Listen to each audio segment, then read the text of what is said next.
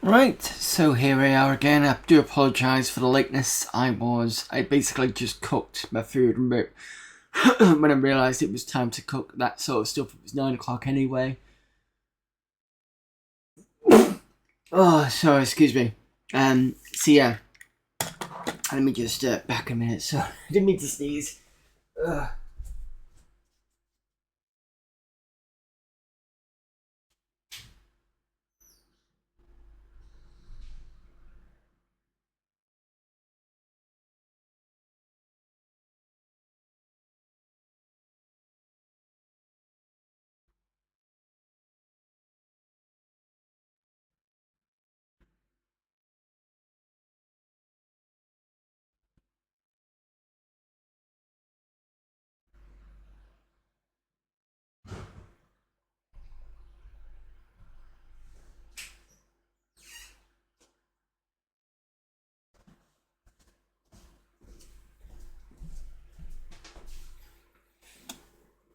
Right. Anyway, so yeah, I did just cook my food and stuff like that, and it was 9 o'clock, so it's just like. So that I was streaming yesterday, to be fair. I know this is my official stream day, but anyway. So first of all, let's get the PC up and running.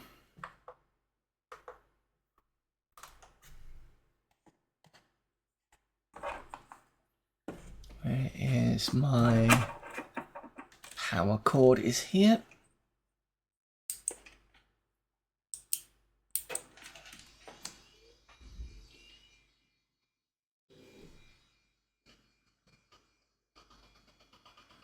Oh, you can see, but I can't because I'm on the wrong setting. There we go. I have a VGA splitter thing. Right, so we both see the same thing now. The only other thing to do is put in the correct cable. I think it's this one.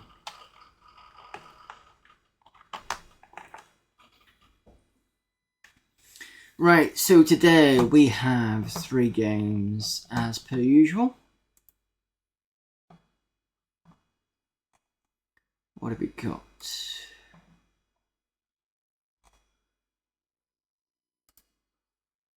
Toxic the Groundhog, Sneaker, and Manhole. Right, okay. Just trying to remember which hard drive I put it on.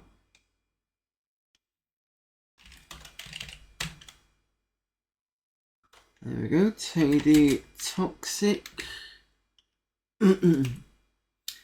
VJ.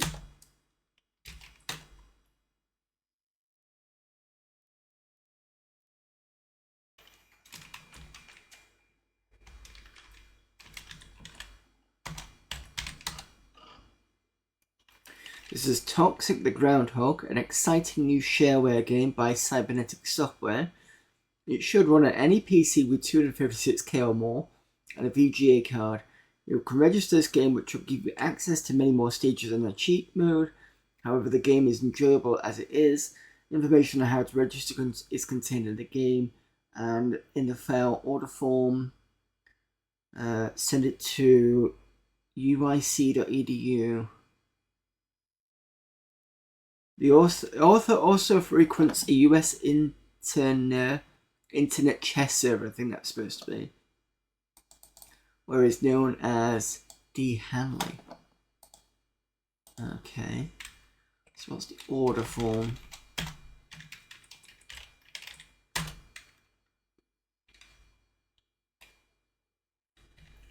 So computer type goes up to Pentium. $10 in cash. Alright.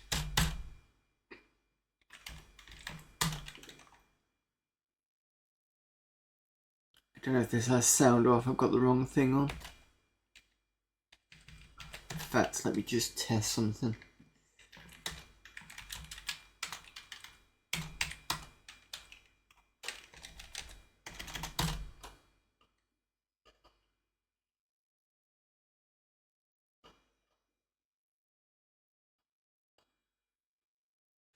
Nope, wrong cable.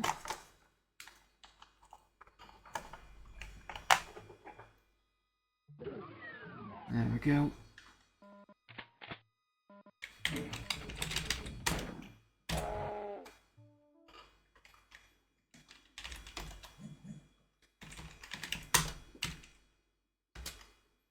Instructions: configure the game, set sound on please.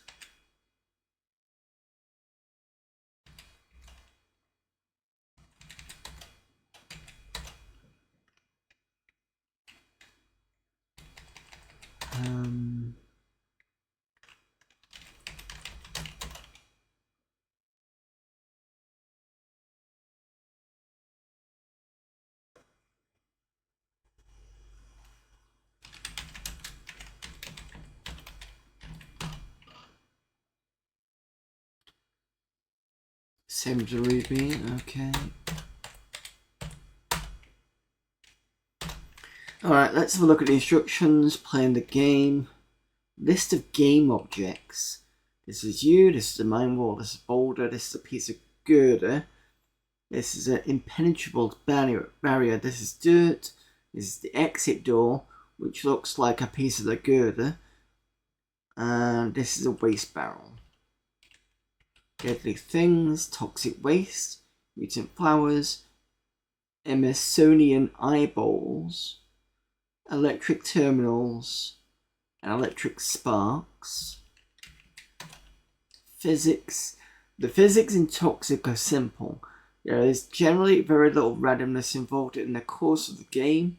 Things falling on you kill you. Deadly things kill you. Many things in the game follow fixed patterns. If you know how to look for them, this will be a great help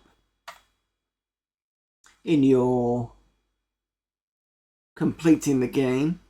This is what makes Toxic exciting and addictive. It requires that you have strategy as well as fast reflexes.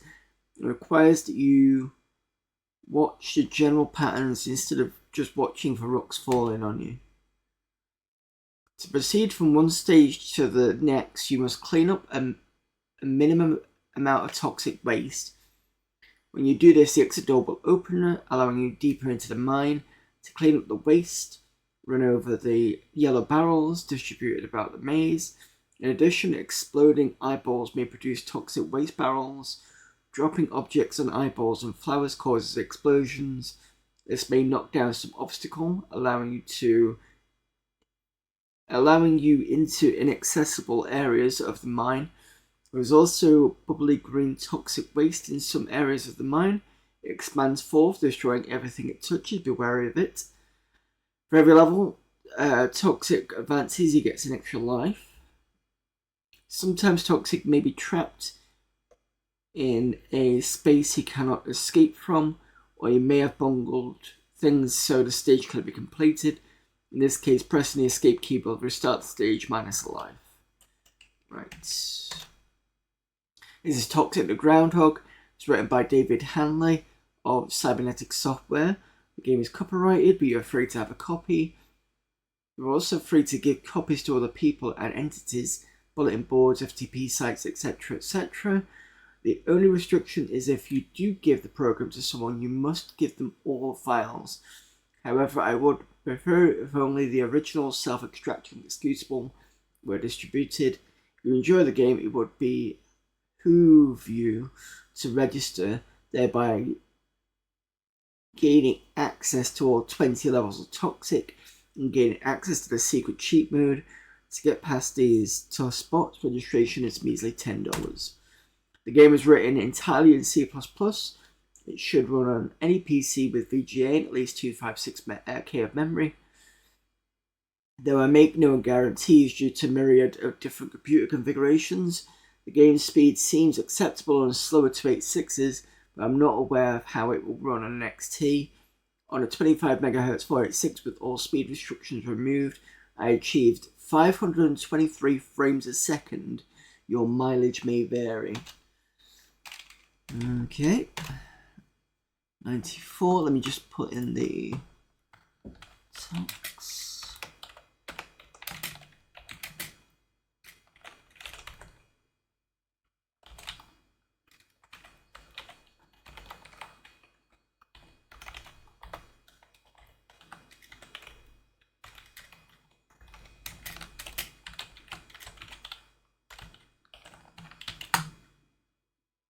And that's updated.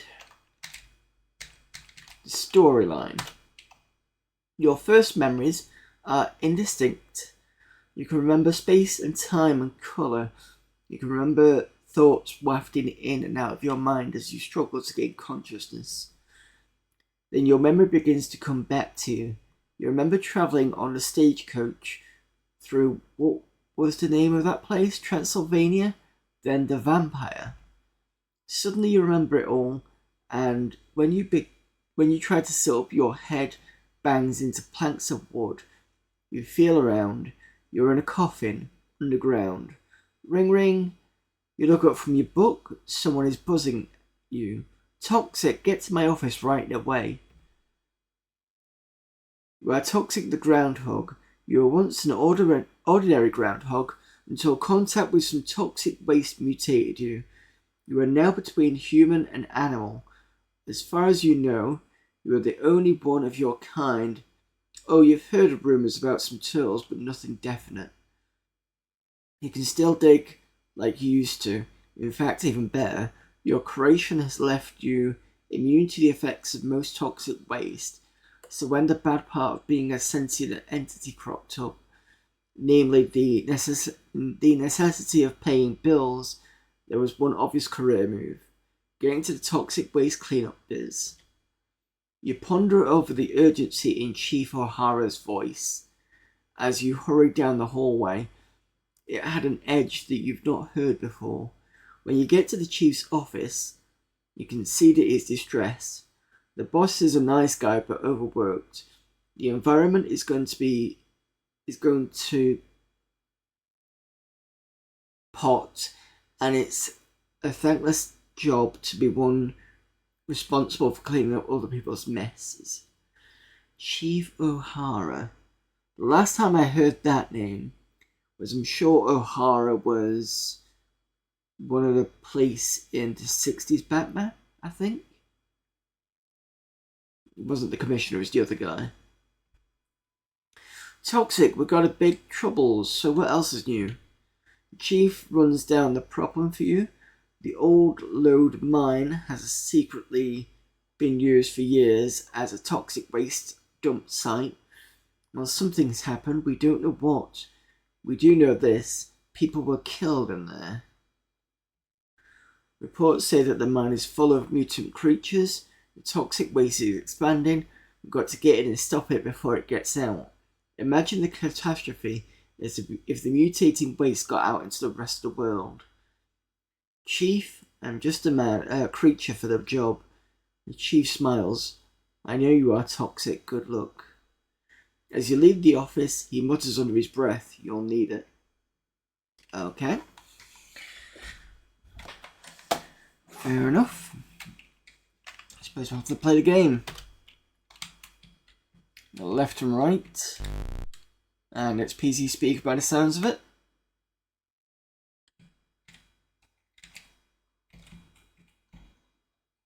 Oh. I think that was meant to hit the green thing.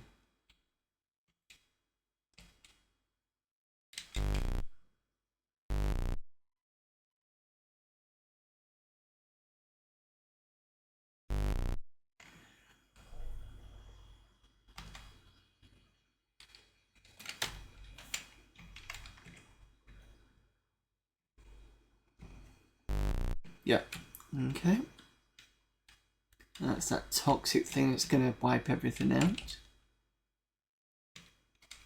And that's the exit.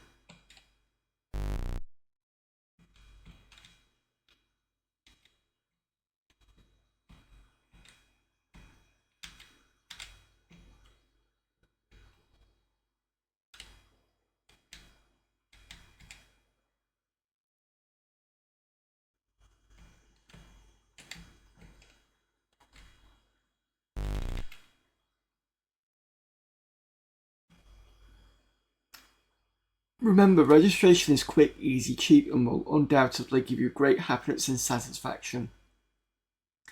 If only dating could be like registering.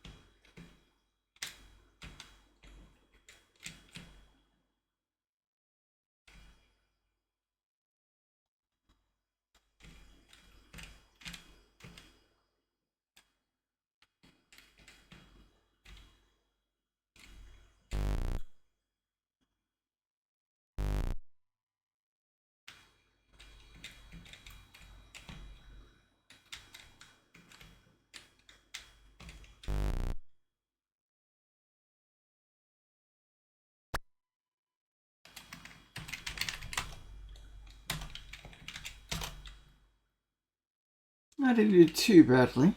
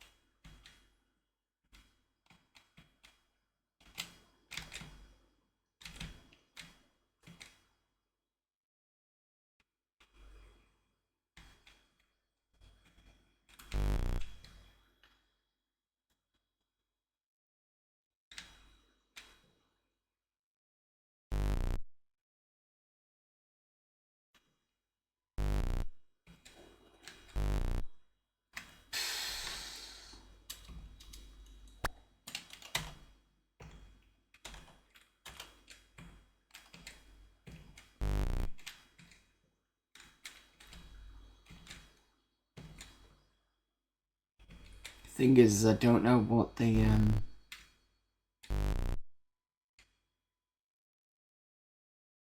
how many barrels you got to pick up.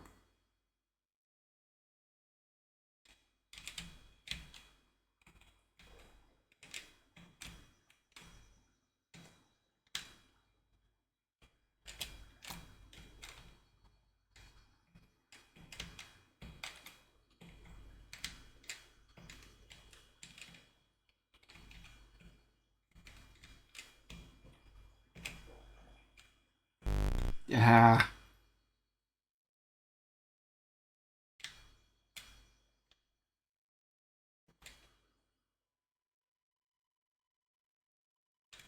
And then it's known where the exit's going to be as well.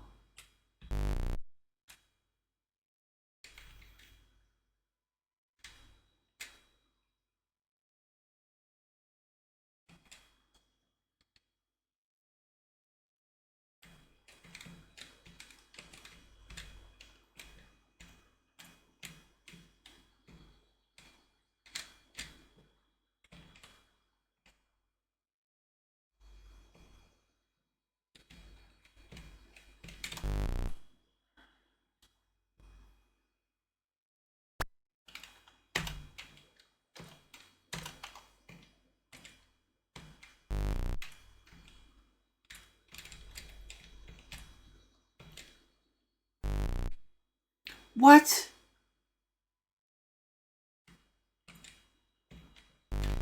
I did that how many times and that's never happened? Oh, because of that fucking eyeball.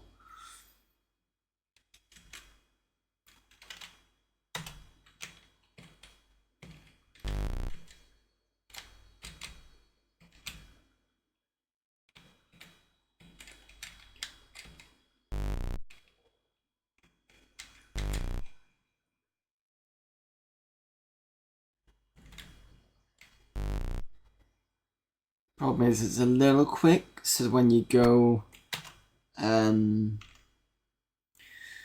you get down to that second part, you completely forget how fast you're going.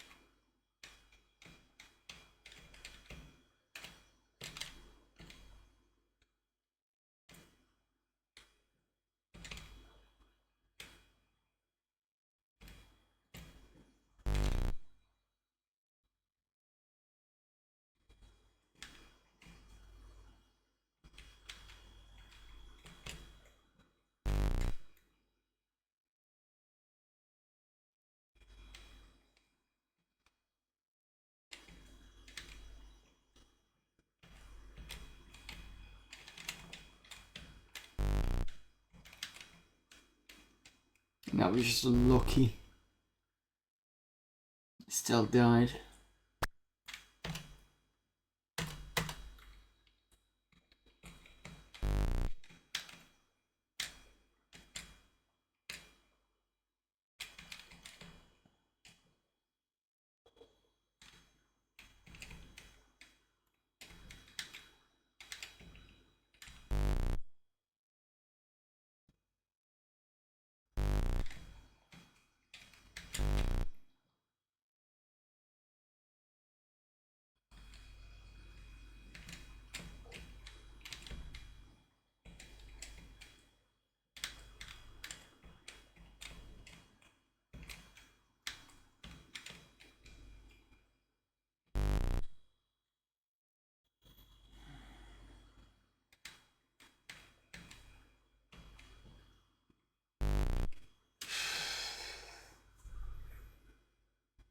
Problem is on that level is can't always see where the enemies are.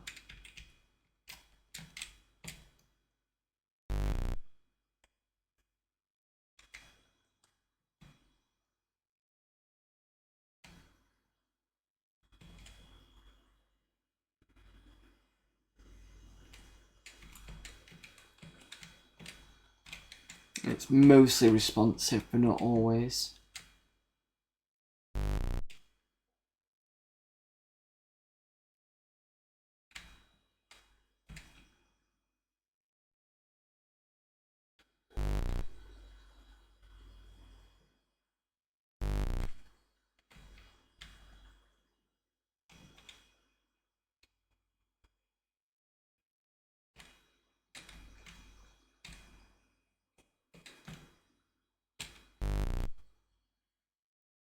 So hoping I can go back, but obviously not.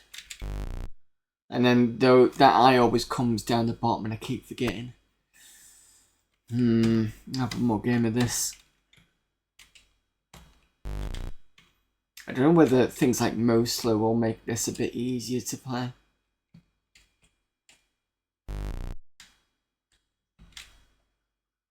And now the eye doesn't appear.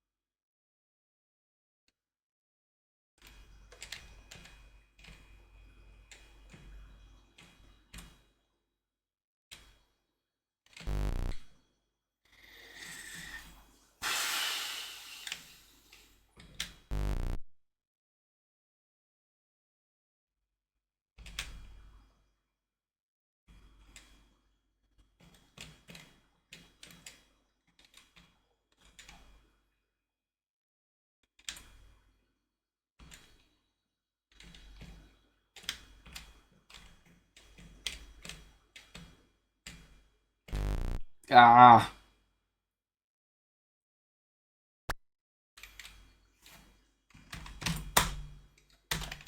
So what's the highest I got?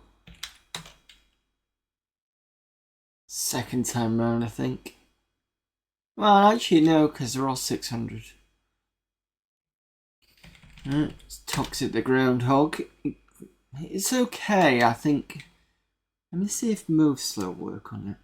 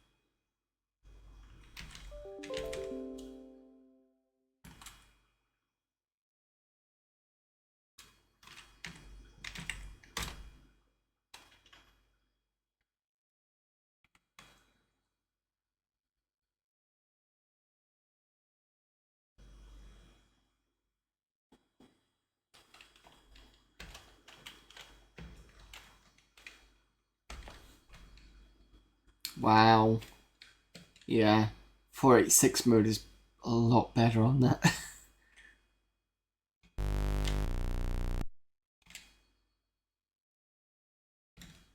Question is, have I slowed it down enough that I can kind of cheat my way through it, arguably?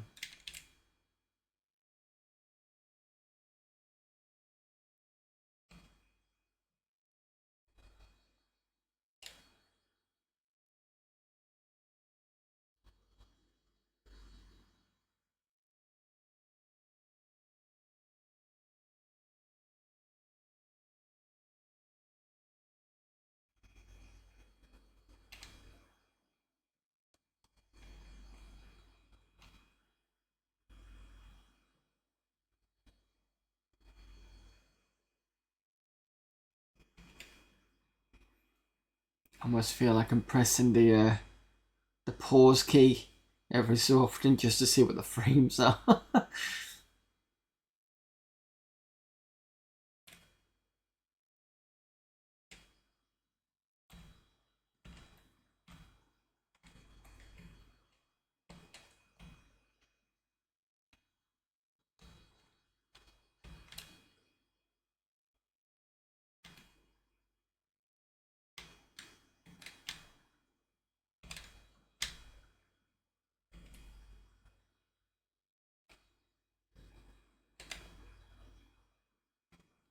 So I used a standard setting of, I think the default setting of Mosile, just to see what it would do.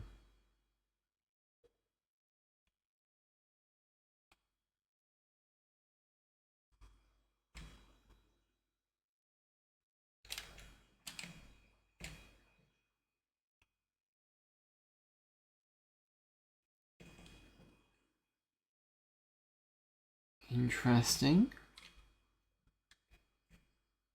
Doing okay so far.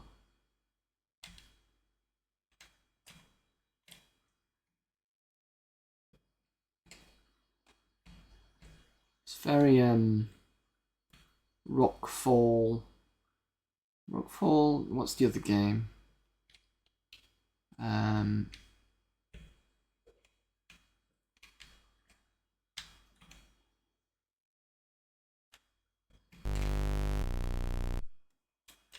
Not Rockfall.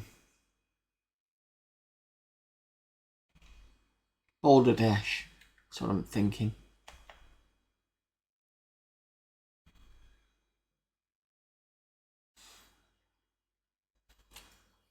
Well, at least you get to see how the screen transition works.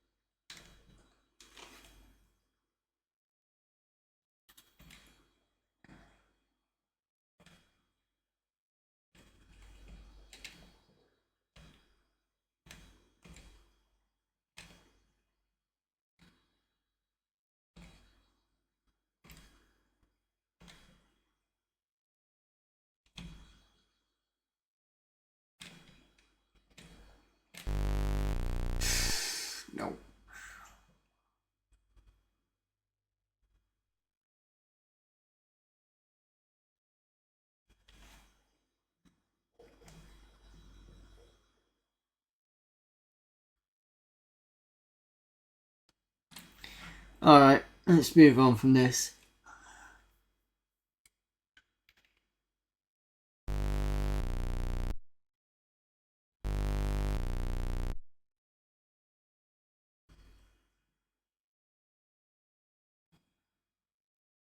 Problem is I've slowed it down now, so it's going to take ages for it to...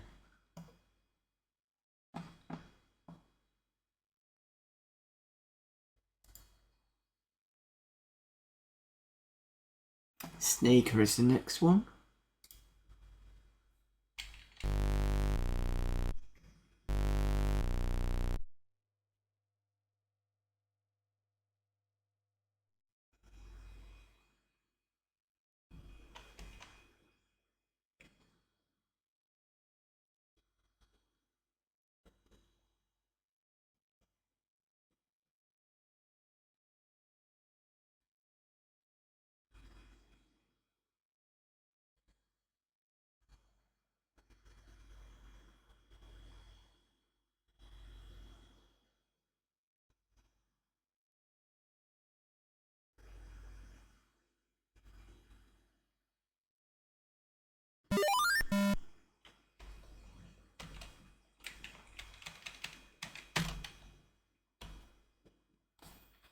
Right. That's because I'm in the wrong...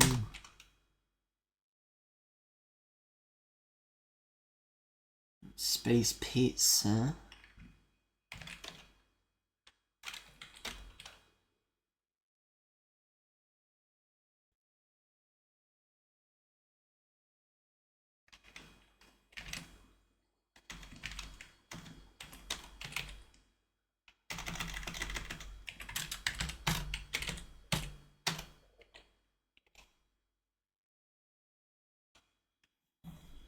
Did I not install it?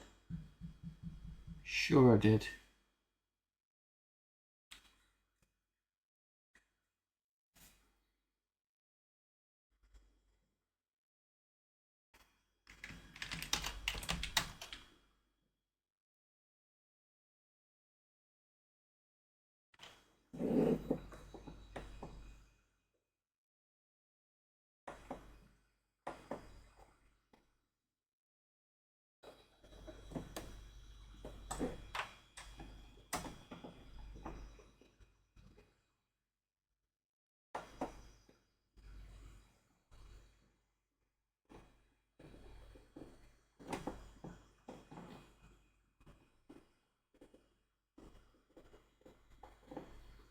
Just checking my discs. DOSember 24.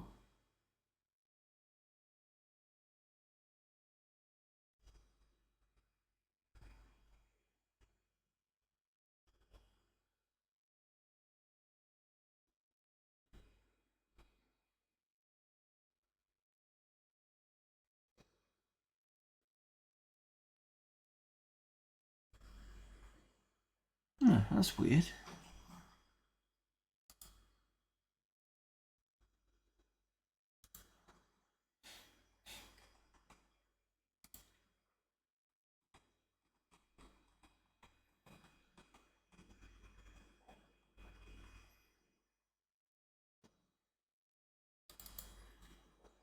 Apparently I've not installed it.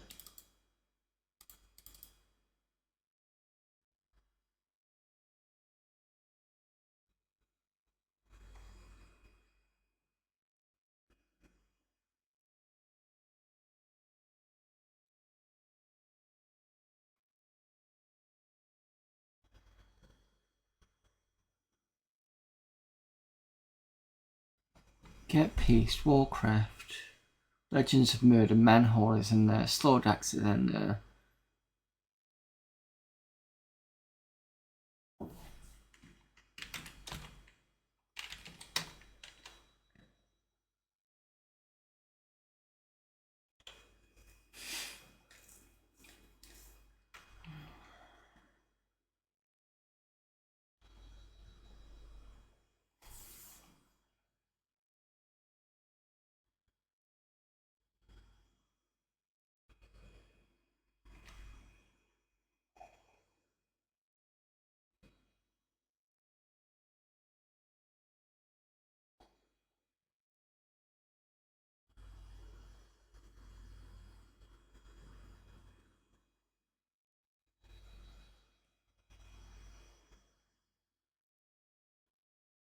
It's not 7th level, is it?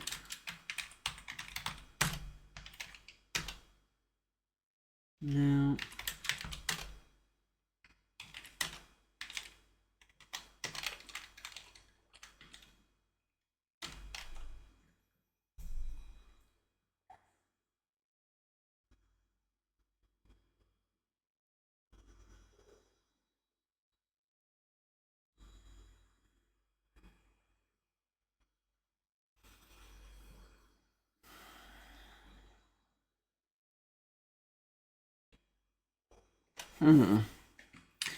Looks like I don't have it for some reason. I don't know why. As I downloaded everything. Unless I was meant to and then completely forgot.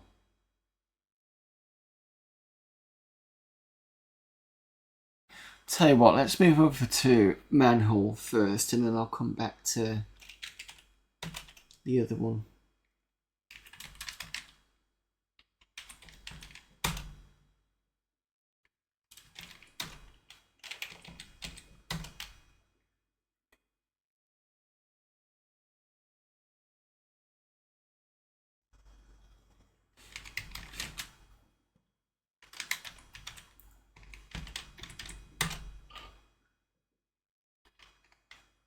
Nothing there, it's just a disclaimer. So this Manhole, 1992 apparently.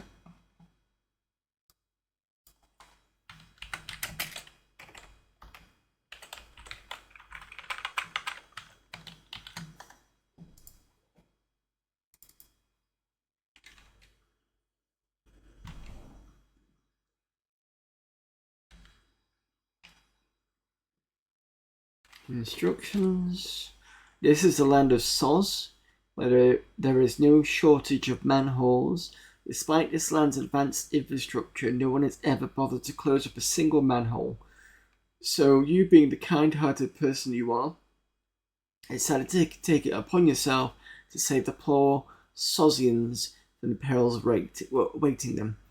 Armed with one and only one manhole lid in the city, passed down to you by your great-grandfather, you diligently set out on your newly self-appointed task of stopping up the gaping nasties, thus preventing victims falling prey to awaiting dark, damp sewers. Unfortunately, you can only block up one of the 4 manholes at any one time, so be on the lookout. Oh yes, watch that the sewers don't become too flooded. I mean, just think of the consequences. So we've got sound on and off, which is F1. F2 and F3 makes game faster and slower. F4 pauses the game and escape it boards it. And then you've got controls Q, P, and A, L. Top left, top right. A and L. Oh gosh, so sorry. A and L. Bottom left and bottom right. So O and is that Q and P? It's Q and P. That makes sense. And A and L. Okay.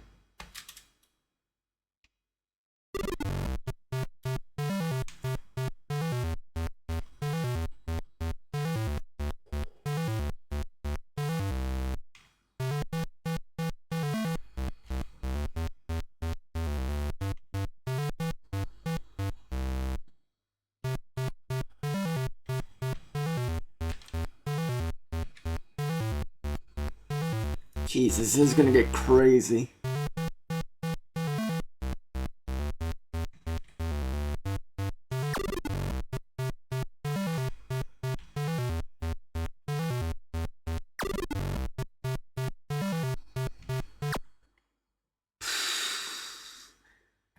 Yeah, okay. That's a good name for that.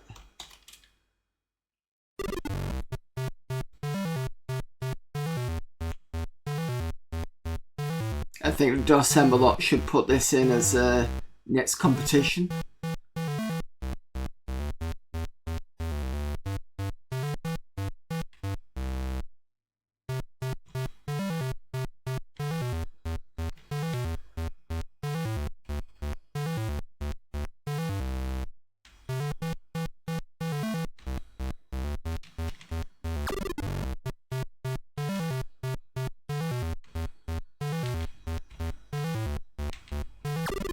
Oh, Jesus Christ.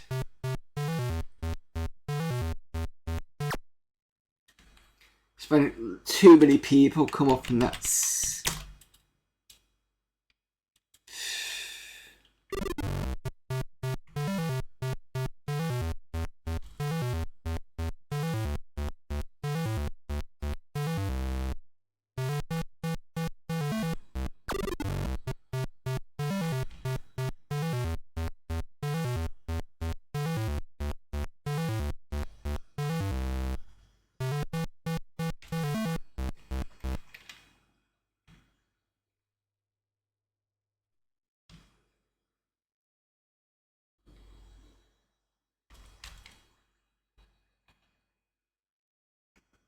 Yeah, turn the sound off for a bit.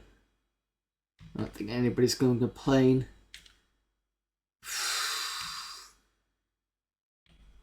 That got crazy.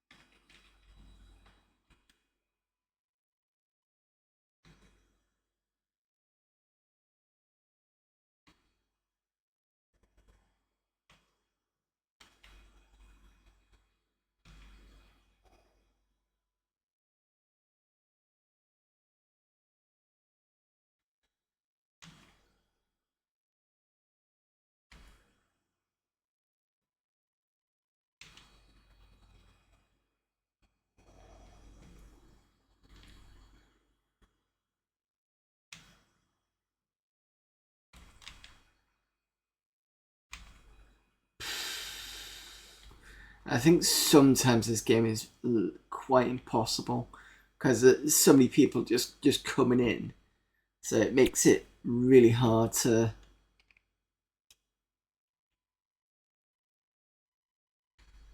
I think it's still good competition bait though.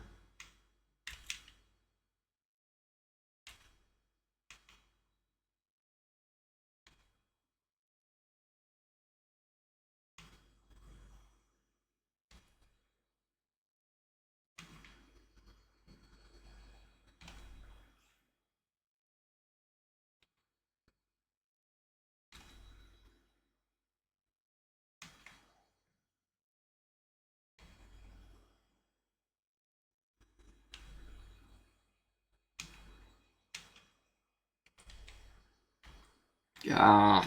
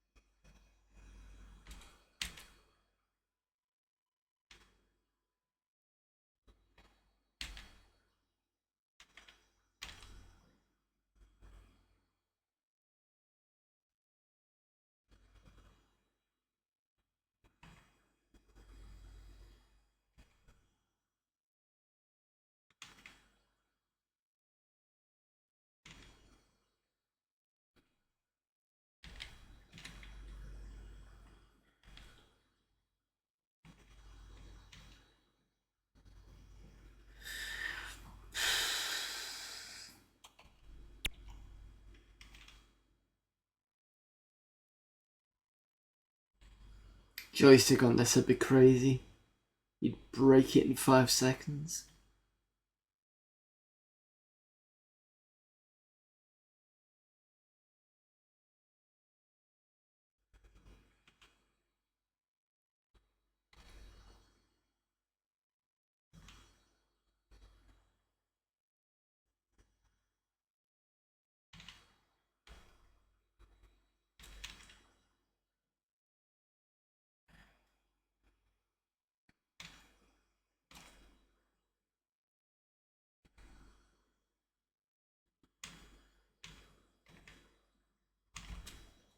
Jesus.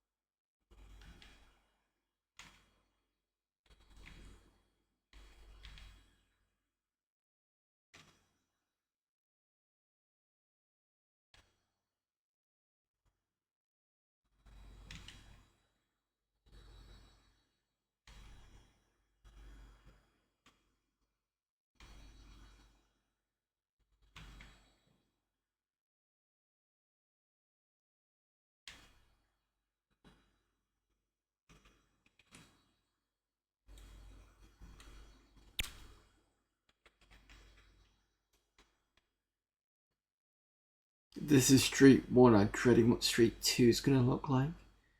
Probably the same, but a lot faster.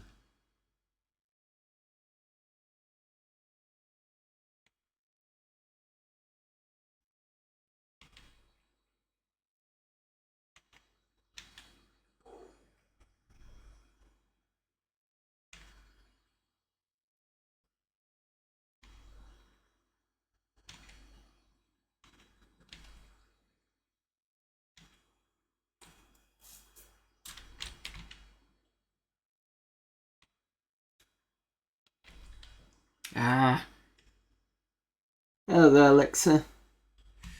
Just playing this frustrating game. I do like the concept though. Nice little one mechanic kind of game.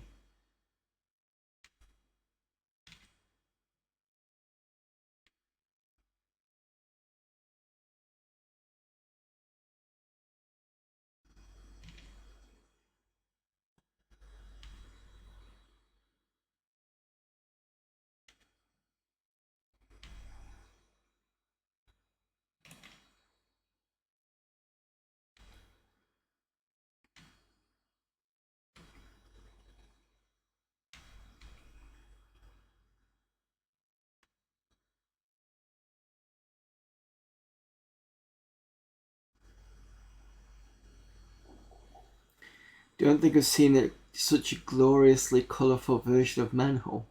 Have you seen this before? There's the music for this. It's not great though. That's the music. But I can turn it off.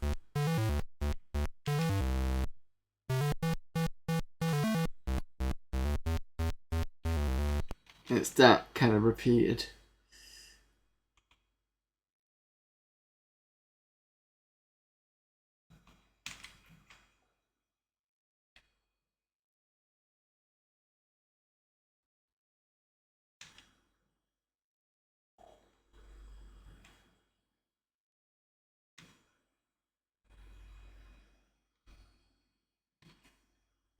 Ah.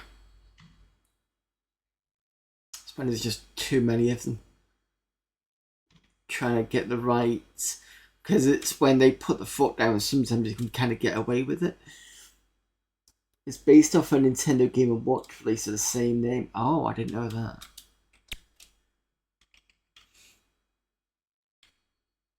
But when you think about it, it does make sense.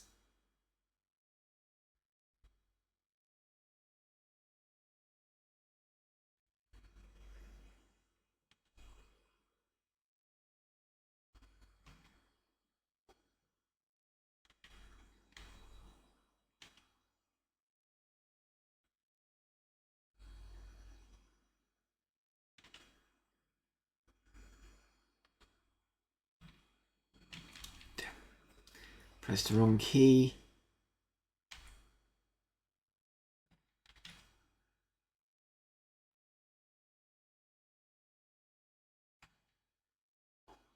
See, in that instance, there's no way for me to do that. Even got a couple of ports on the old Game Boy.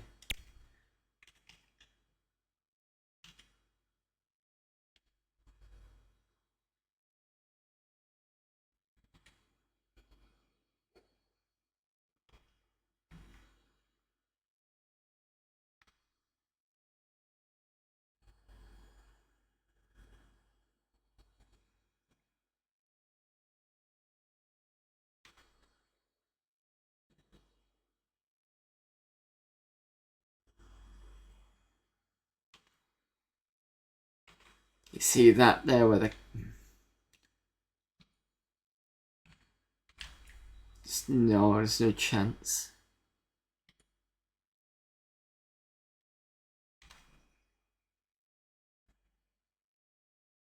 I think this is in some ways nicely done, but not 100%. I think I'm starting to see the issues there with this.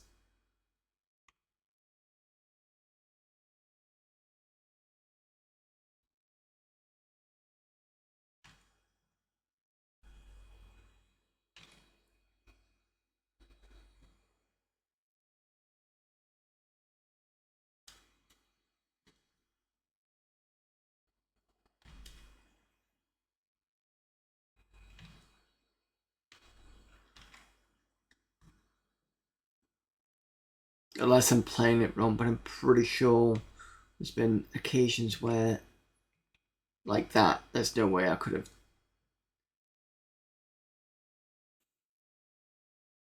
This one does seem to be a bit spicy with the extra pasta, but yeah. And then you've got the, I don't know if that was a thing in the original game, but there's drops that come down, which means that it can overflow.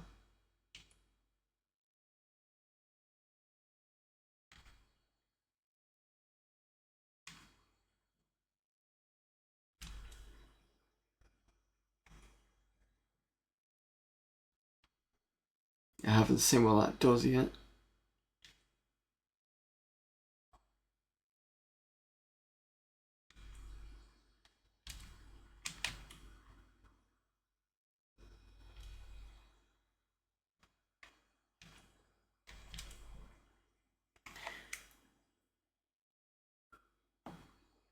There's been too much jank so far with the controls and everything.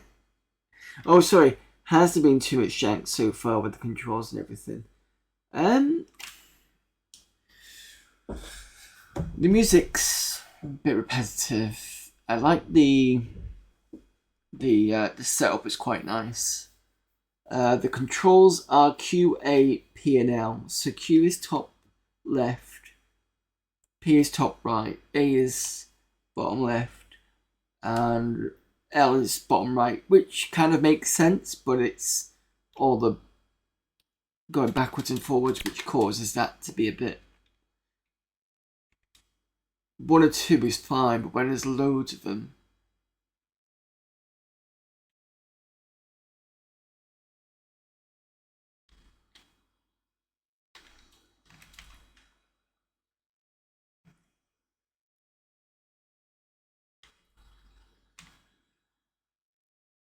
See, this isn't too bad.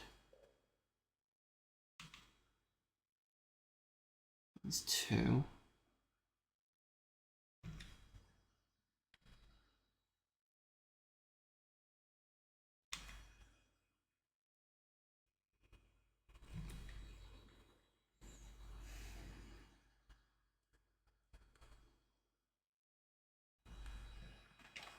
Do 1 more. There's only so much of this I can play. Now I'll try and get Snaker running.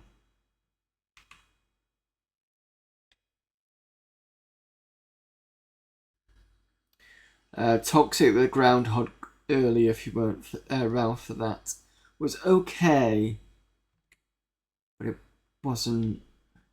I think it was a bit too fast in some places.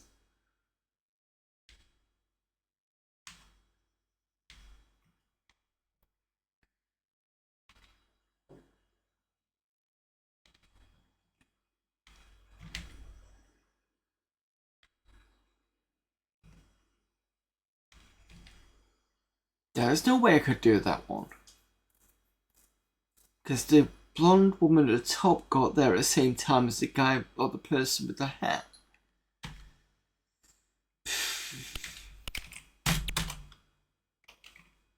Well, the highest I got is 100 anyway. Okay, let's have a look at getting Snaker on. Why did I not get Snaker on this?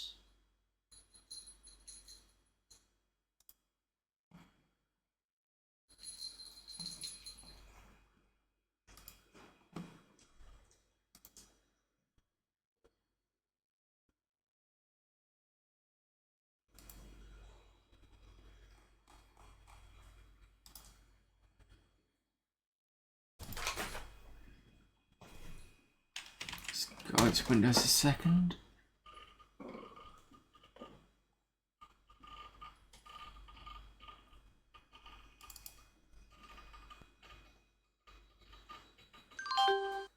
Good effort nonetheless, yeah.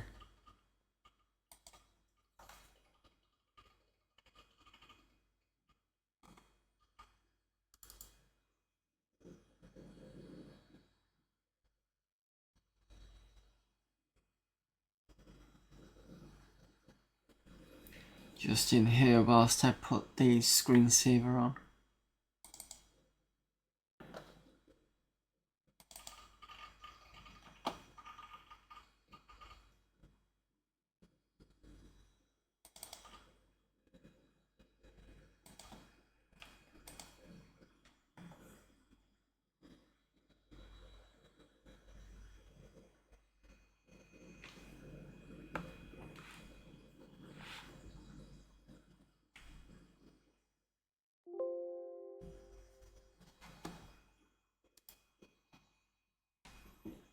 Cat, shift. Don't stand on me.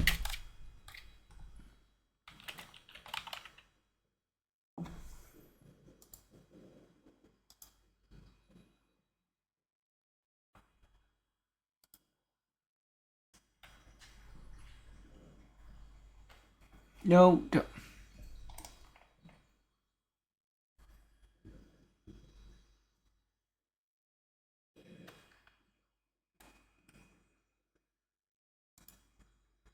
Alright, give me a moment. I'm just loading this, installing this in Exodus.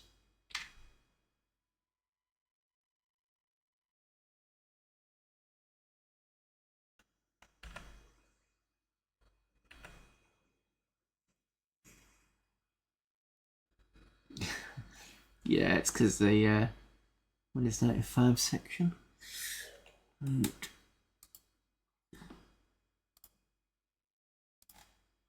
not Windows 95, Windows 3, sorry. Brain is going today.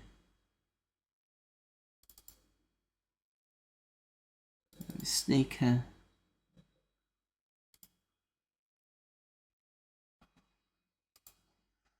Just gonna get a disk ready.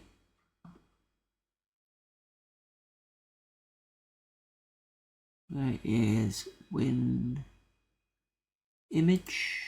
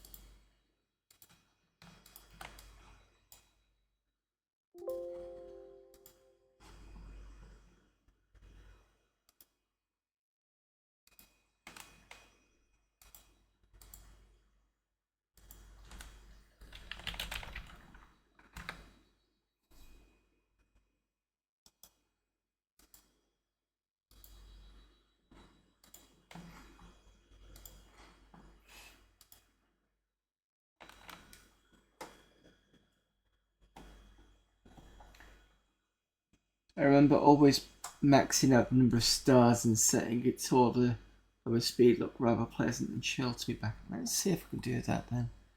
So it's got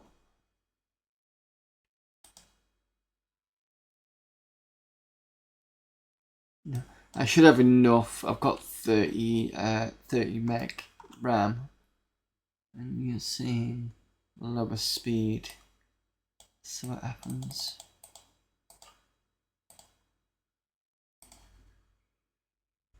There we go.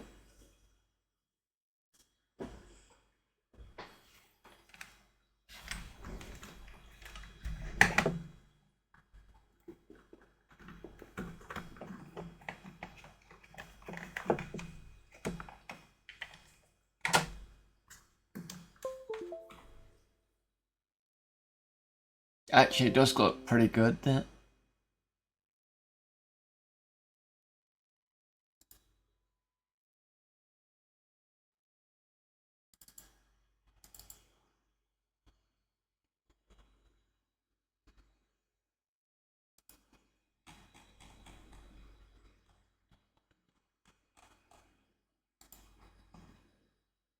slowly travelling through space.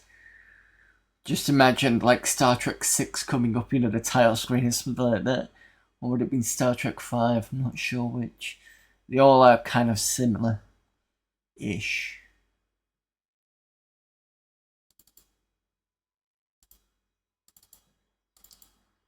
Right, almost done. Just gotta get the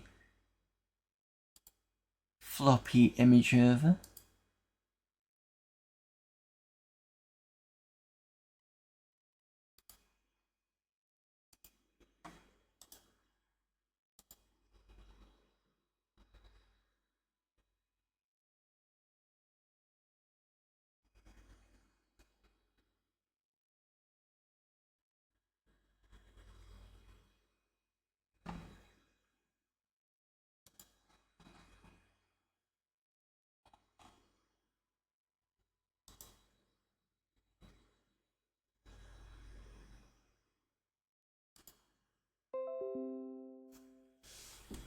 Sorry, cat.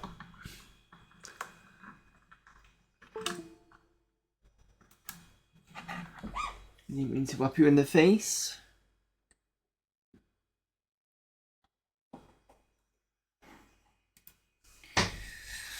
Right. Let's see if... Because the recent thing I've done on this machine, it's enabled a 32-bit disk access for the C drive. Now, I'm hoping what that will do is it means I can actually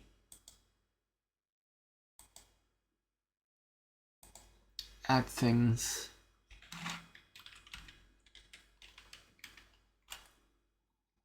without it whinging there's not enough space. Oh, I know.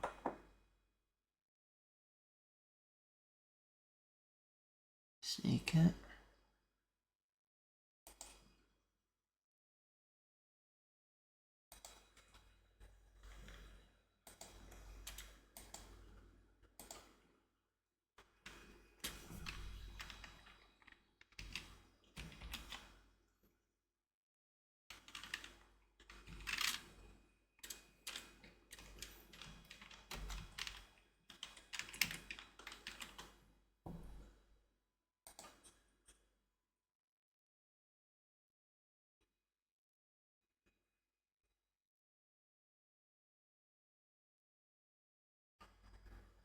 That looks good. Because it can already see it, the number of gig, but going to the control panel.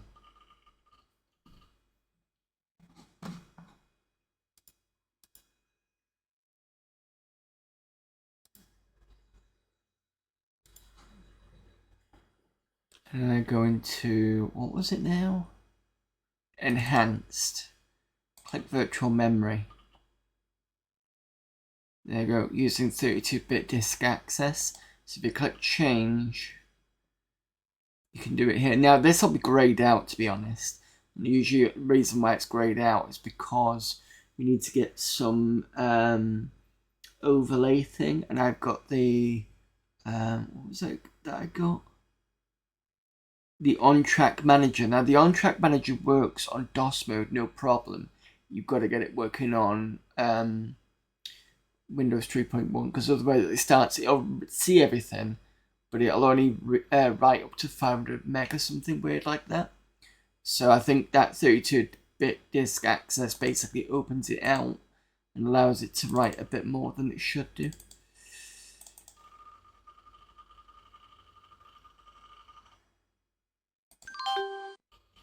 One thing that hasn't changed about Windows through the decades, always complained about shooting. Shout back the years ago. Yeah, door 8 there, Lobo's gone now. Right, so, Cat, what do you want? I'm trying to do a stream here and you're being a pain.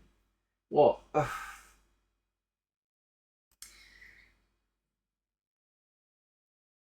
Hello, yes you. With your tail everywhere. Right, sorry about that. Rather soppy cat.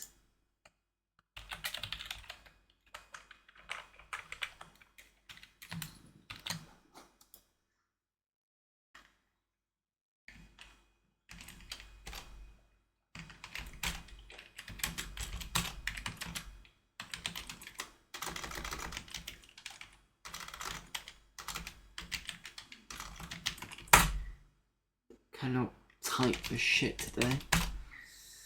Right, so we've got... So this is basically coming from Exodus. I've just copied all the files over. Edit, Ruby.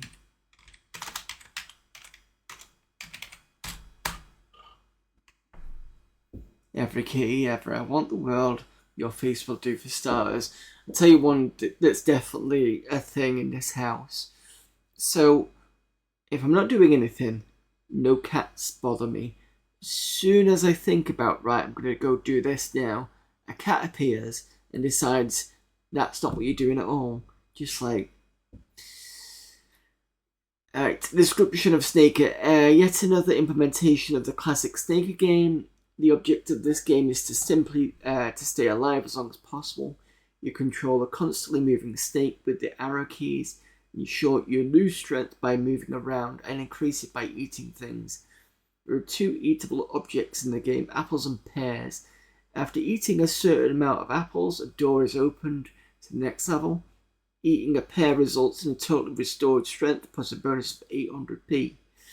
If you die if you have no strength left, or if you go into a wall, a closed door, or into yourself. There is never more than one apple out at the same time, but as soon as you eat one, a new apple is randomly placed somewhere on the map. When the door to the next level is open, no more apples are placed out.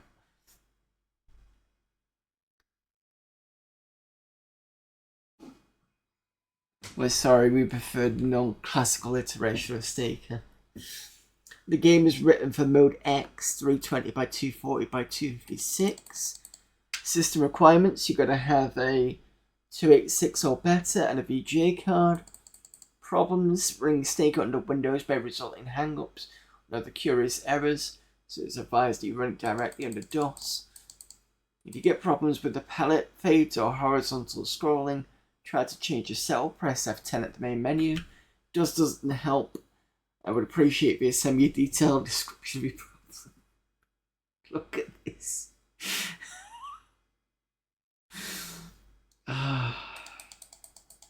And from someone in Sweden.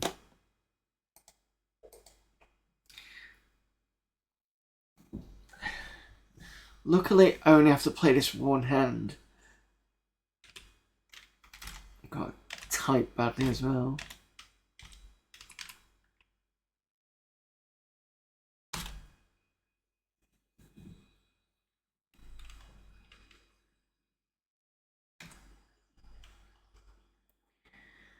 Okay. Horizontal scrolling should be fine. PC beeper, right, so that's connected.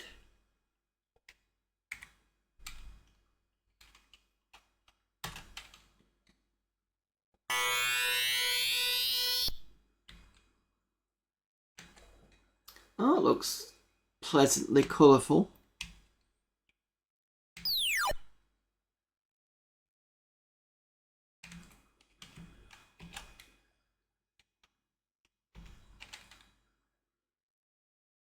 I may switch to slightly faster.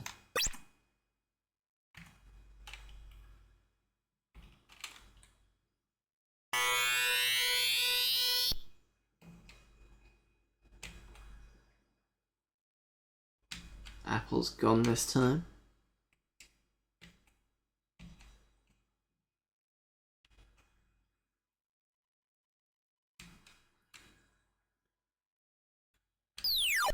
I pressed left, damn it.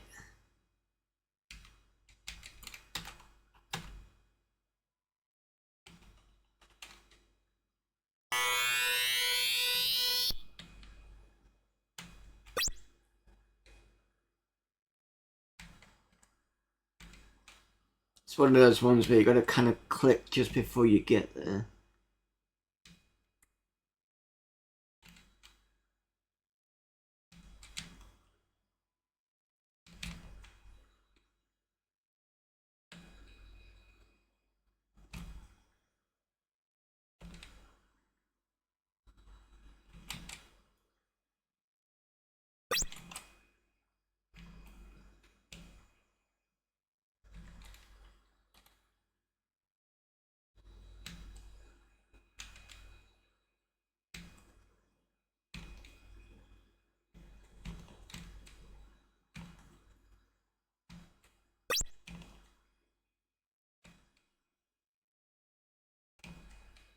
See, the staker that I remember was a game called Poorly Python on Windows, the early Windows one. I did actually play that for Mados recently.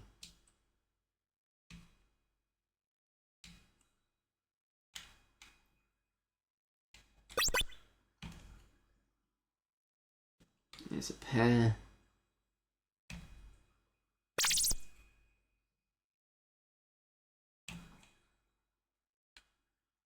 Nice scrolling of the screen going backwards and forwards.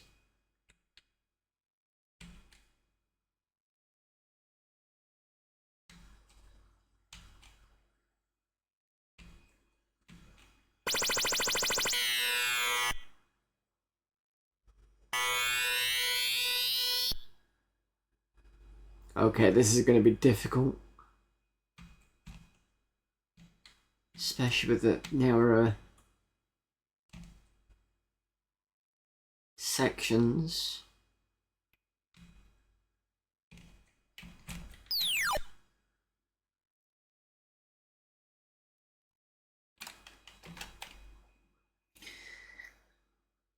Top 10 twice in a row.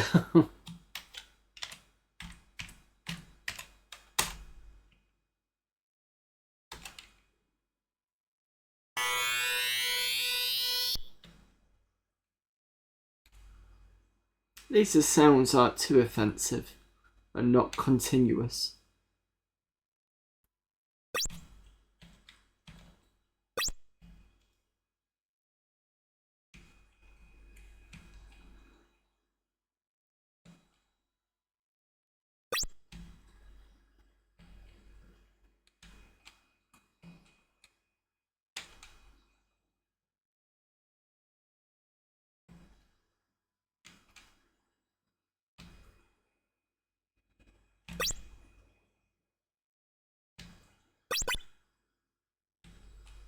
Alright, I think that's an open. Yep.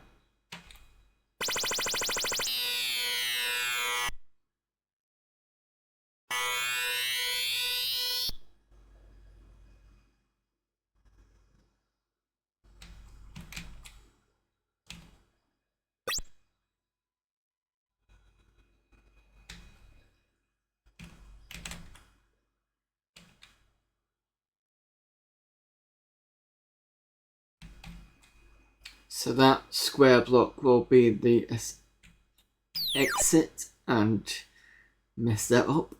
So this section is a bit harder. The background tiling is slightly oversaturated, a bit hard to make out what the stake or the gaps over the apples are. Yeah. It's still quite fun. Now that I've got used to the controls.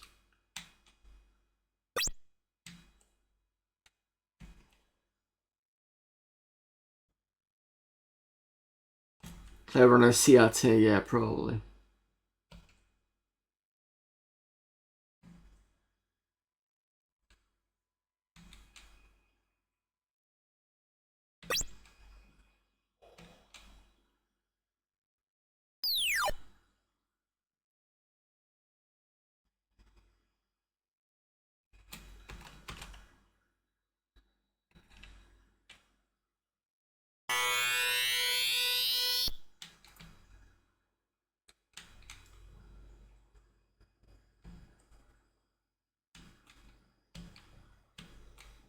I wonder whether you're seeing a different... Give me a sec. Because I'm looking at yours, I can see what you mean by the oversaturation. I think it's my setting for the OSSC. Give me a sec.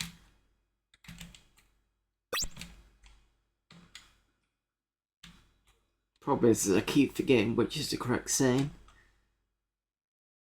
Because I've got one for the Amiga and one for the everything else.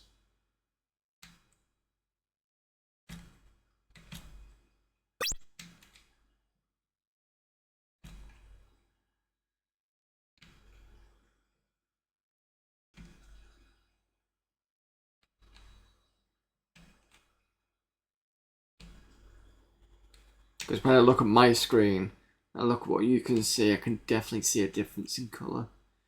Mind you, sometimes when I'm playing Age of Empires, the middle screen has a slightly different colour again. So it's hard for me to see what the difference is.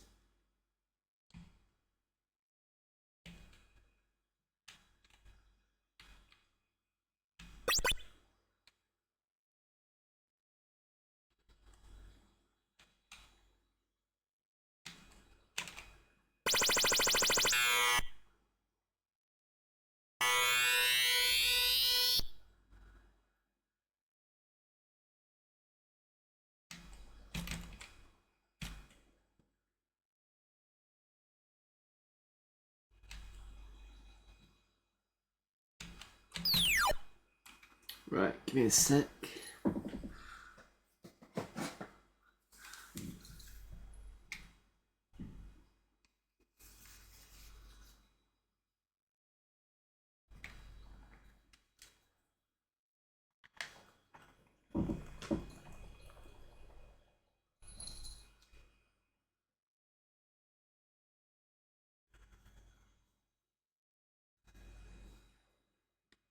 That's about right. It's a bit bright, but it's about right. What I can see on my screen.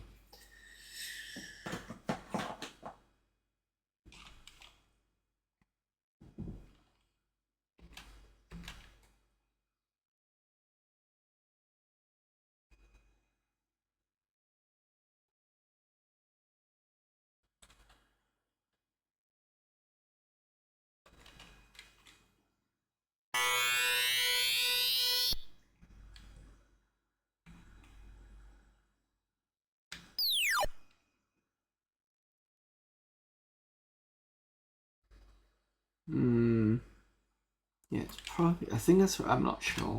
You'll have to let me know if it seems any different.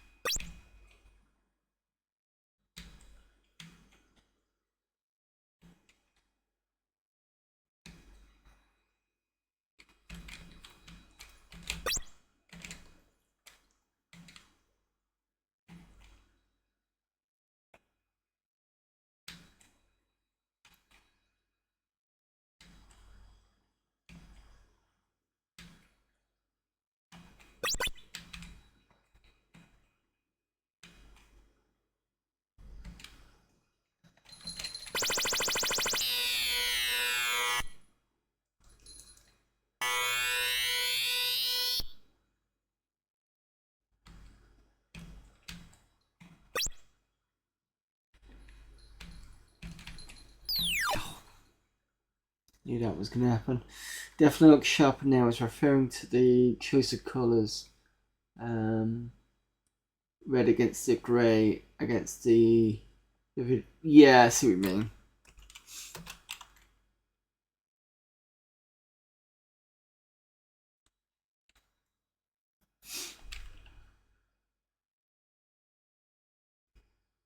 Tell where the apples are now. Cool. I just need to remember which setting is which on this. Because I don't always remember. And like I said, some games on the PC are fine generally. I hate having to faff around with it all.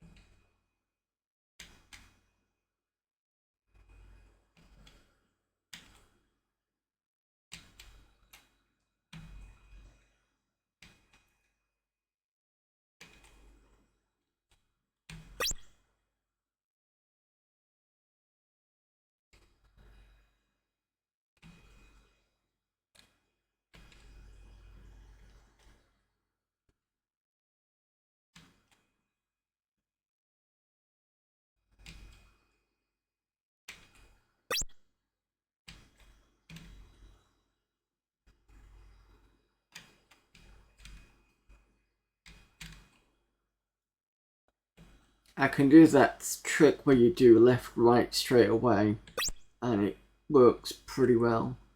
So it's just getting used to the having to turn just before you hit the wall kind of thing.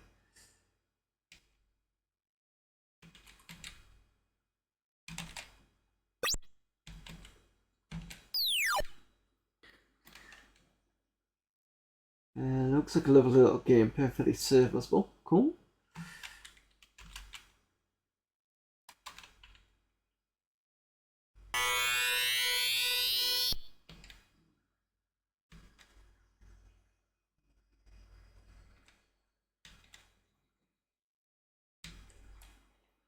So I have a few more games of this, and then that's my 3 done for today. Which means if anybody wants to play anything else, let me know. Depending on what I've got on this machine.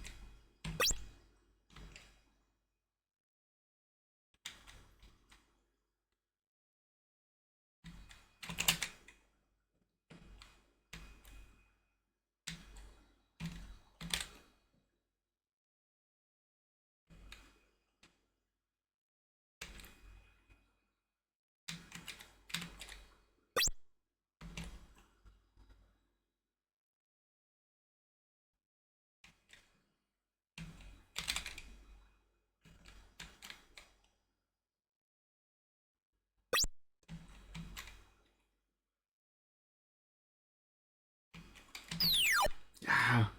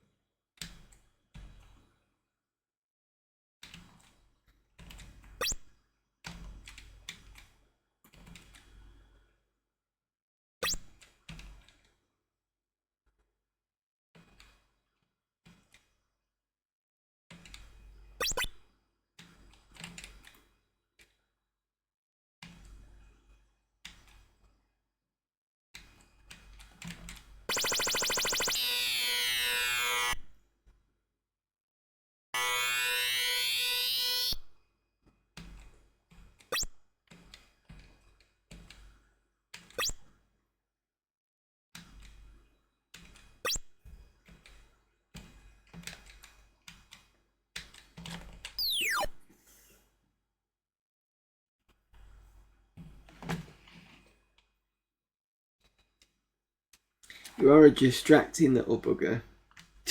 Look at this. Jesus Christ. Hang on.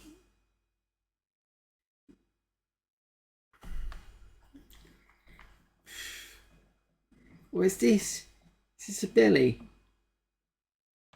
Hmm.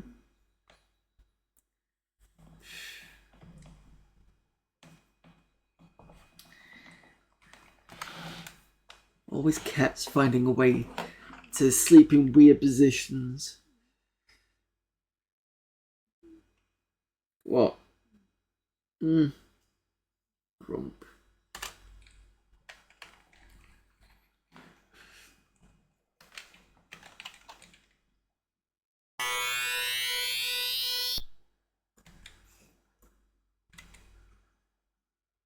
I'm a snake now.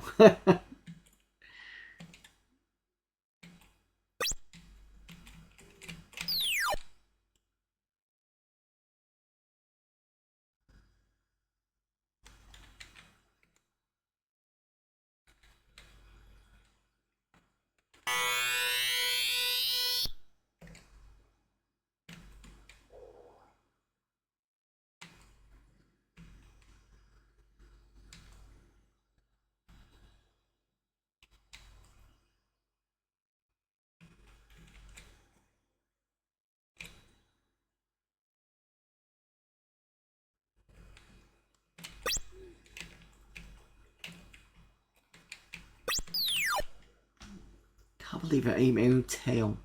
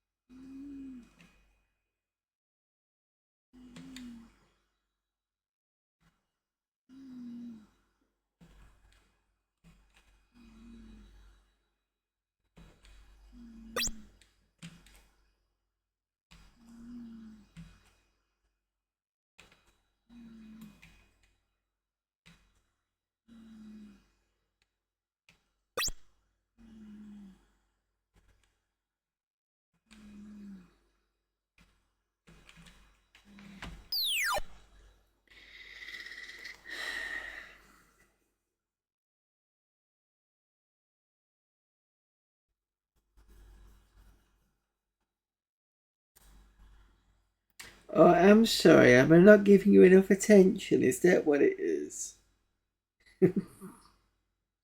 Is Alex stretching out against me? What's this?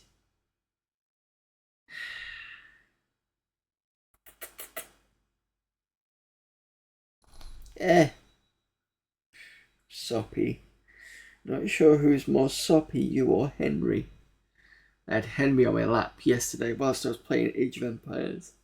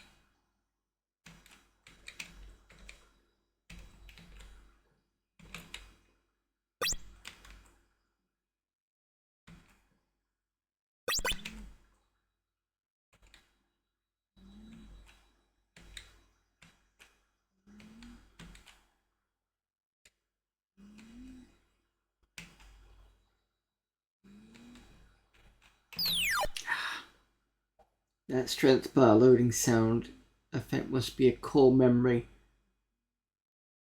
for quite a few people, maybe. I've heard something similar in what's that jet game? Jetman or something. I've heard something similar in that. Jetpack, that's it.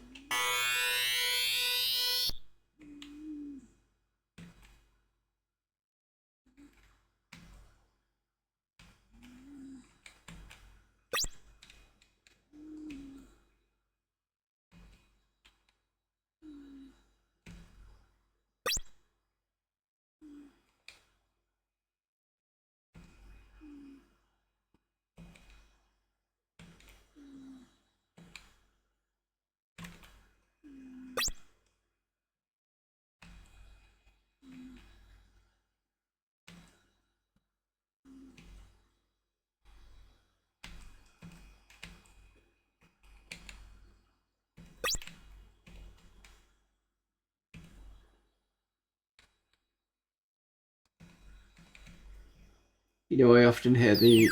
Sorry.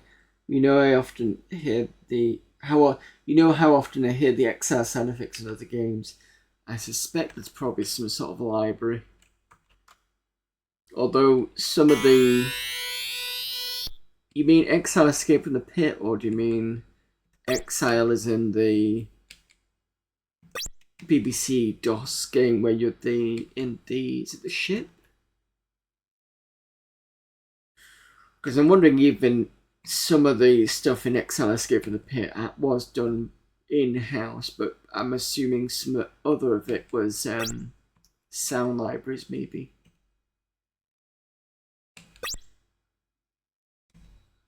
Yeah, that game that I've still not finished yet.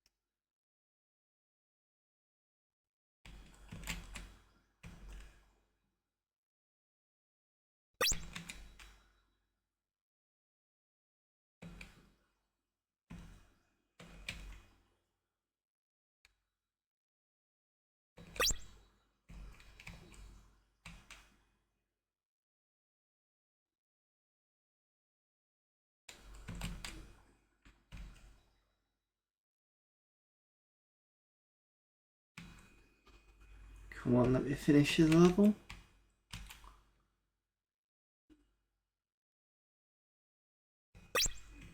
No flash.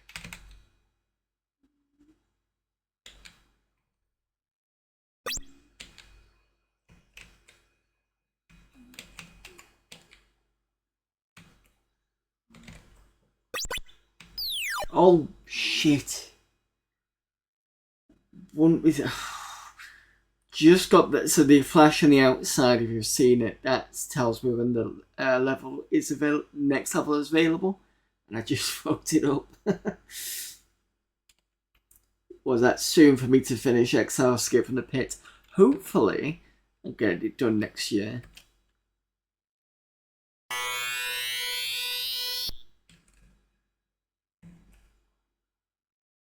I mean, I'd say I'm pretty much maybe about halfway through it, I'm guessing.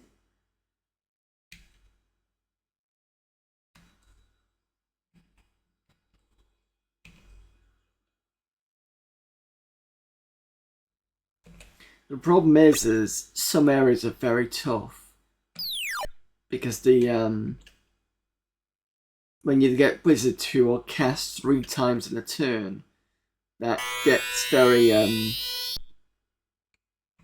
hard to defeat unless you're spellcasting is it haste? But they can stop you from doing that by giving you a curse instead before you even react, which means that your haste stuff is just useless.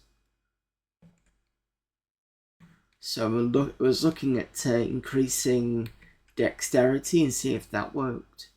That's going to have to do a lot of grinding to get that sort of anywhere near that. Right, I'll do this for a couple more times. Any suggestions from chat about what I should play next? Bearing in mind this machine doesn't have a lot of DOS games. I do have some of the classics, like I've got all Dooms. I've got both Descents, I think. I've got Wolfenstein.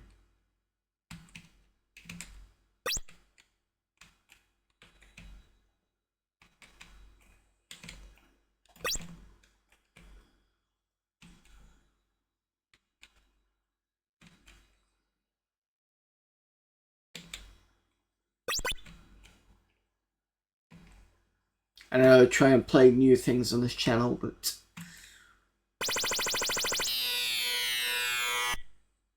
not every game that I pick out for the Friday will eat into 3 hours. Because I'm discovering them as well, so...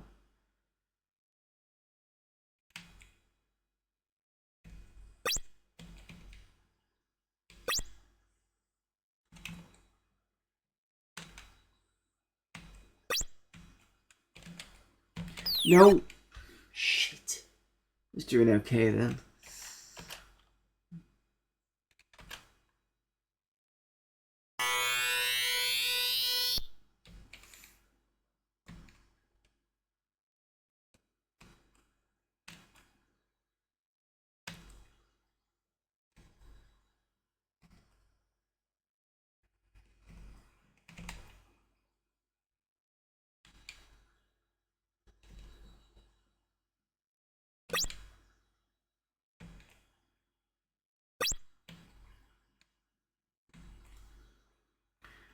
Shark is 3D Pool.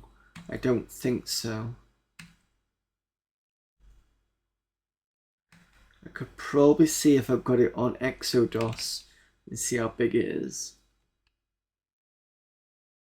Because if it's discable, or a couple of discables that I can shift over, I might be able to do it.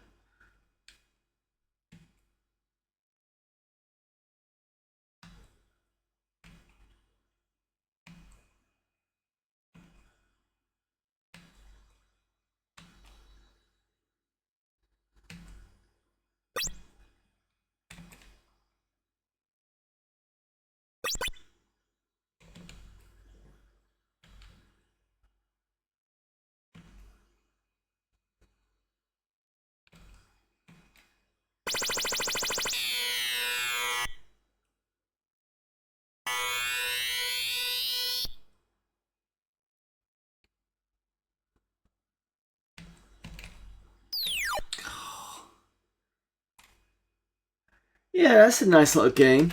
Quite like that. Quite a lot of fun.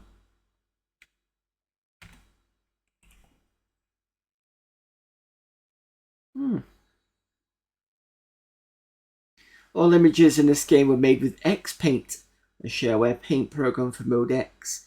It has features like sprite animation, font editing, palette manipulation, and much more. It can handle images up to 256k pixels in size. It will probably release sometimes during '94. Look for it where you found this game. Okay.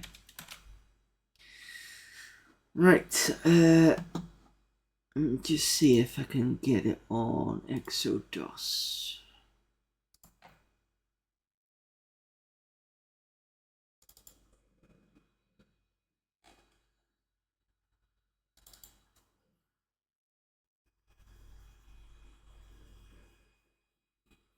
up to 256 has a lower pixels. I need to get deluxe paint on this machine.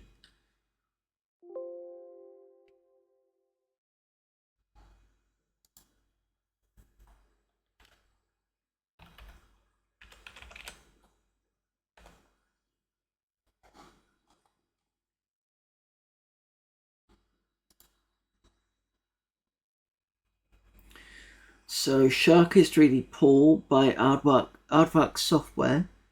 Publisher is Microplay. 1990. Alright, let's see if I can get this installed and moved over to disk. Oh, excuse me.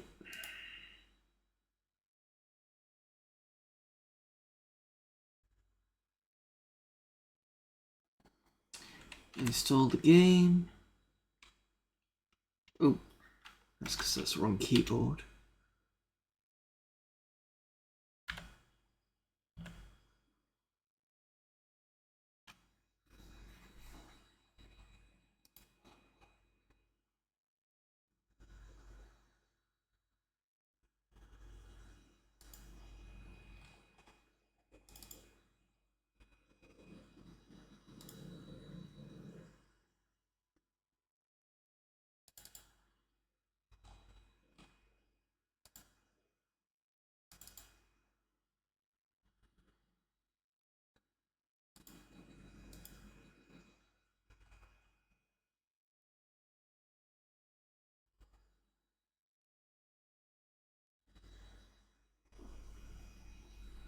Oh, I'm sorry.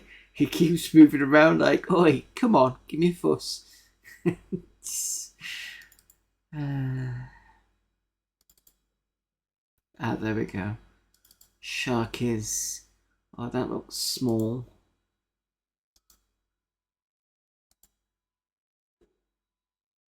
Ah, 311k, I think that is. Okay.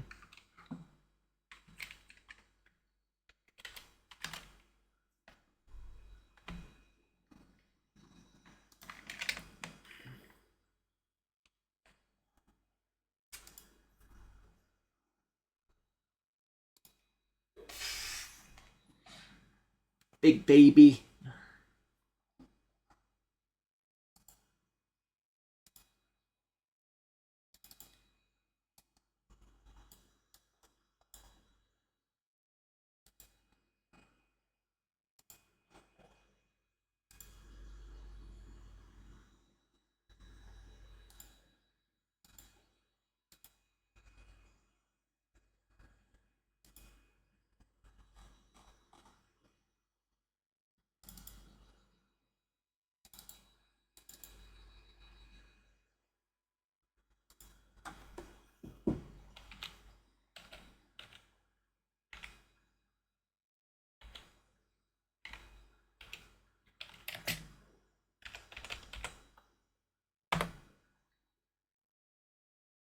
Right, okay.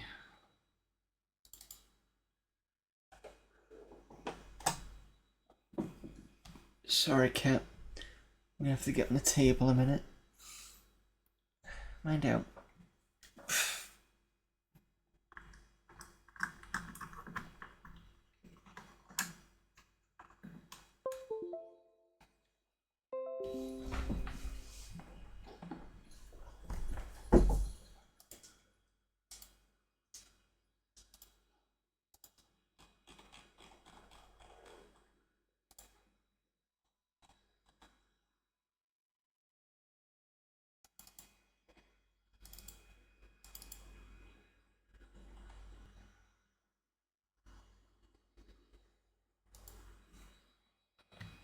I usually like to try and install these, but for now, I'll just stick it on. Because I have this weird thing of liking the installation, because a lot of installation programs have their own different things, so it's kind of good to see what they look like, especially when you got to the Windows era.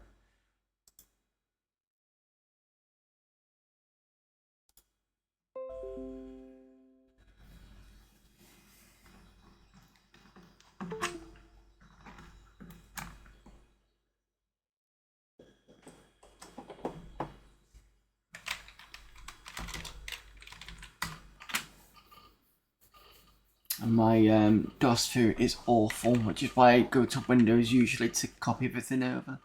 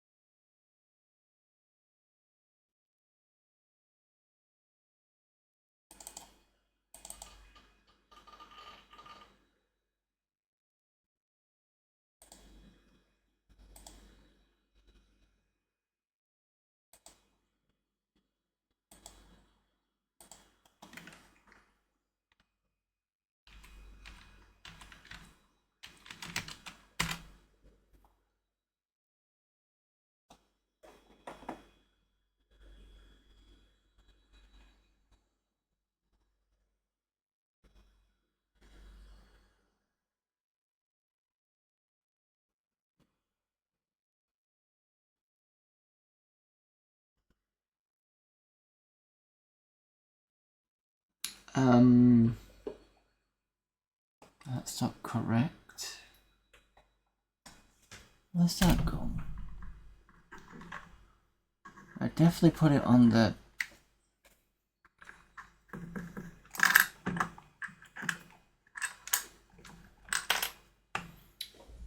I'm going...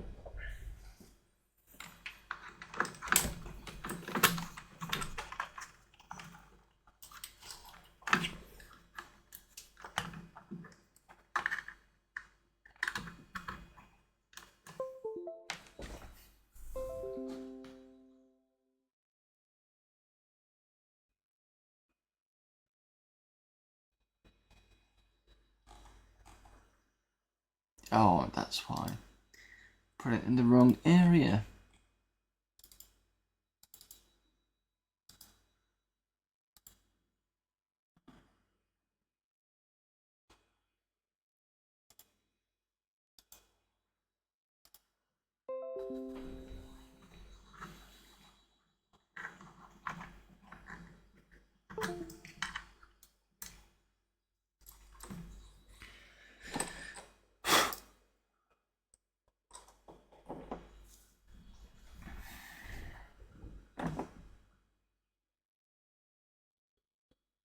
Shark is Paul. There we go.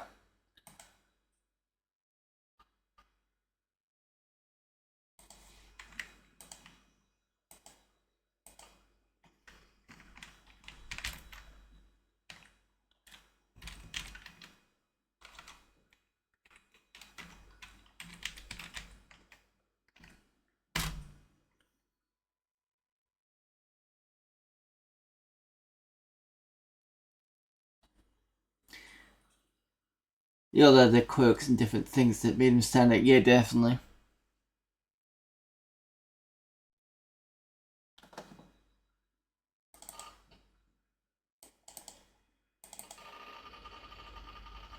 So in case anybody's wondering, this is real hardware, but I'm using a GoTech, which allows me to do virtual drives.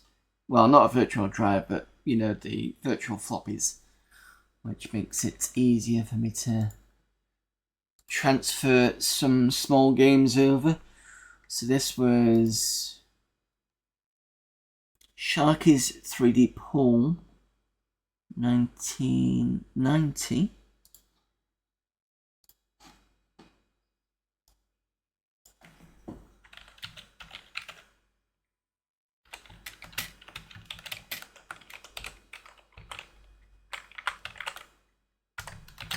There we go.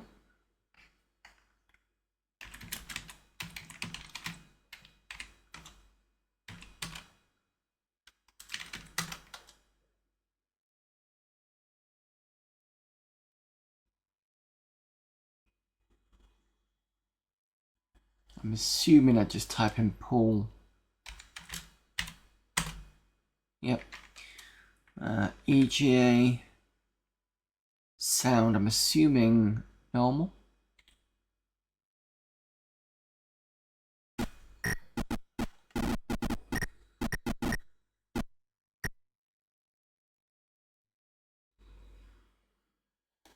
Mouse. Tournament, I suppose. 8-ball.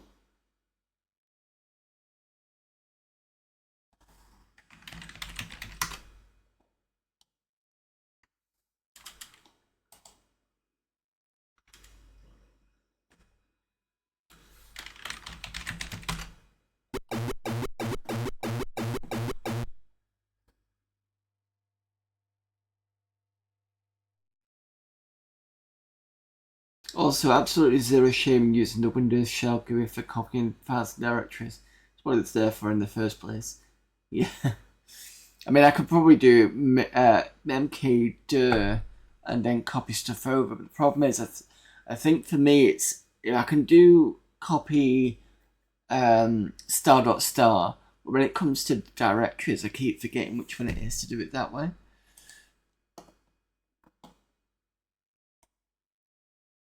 So right click.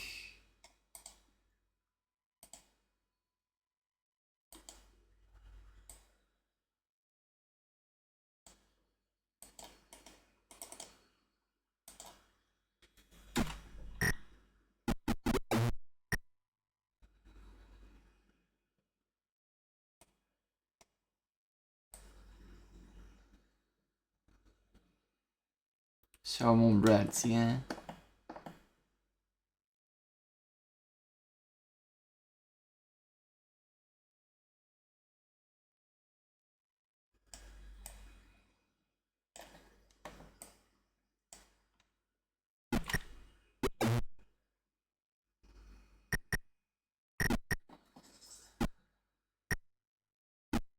Right, okay, I think I'm okay with the 3D side because I quite like it. But I'm noticing that's quite bright on your screen. It's not as bright on mine.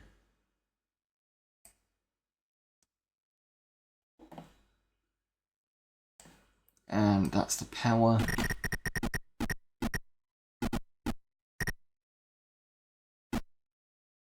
Let me know if it's too green on your end, and I'll see if I can turn the contrast down a bit.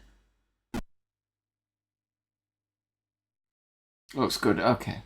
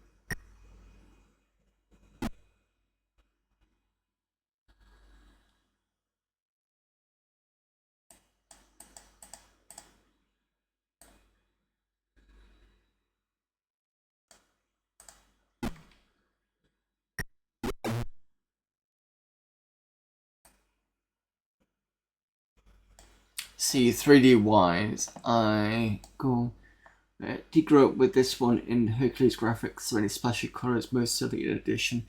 So I would have been brought up with things like Virtual Pole, I remember that one.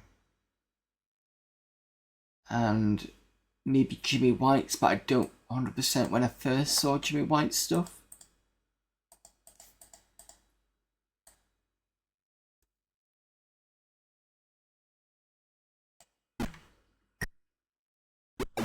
Nice.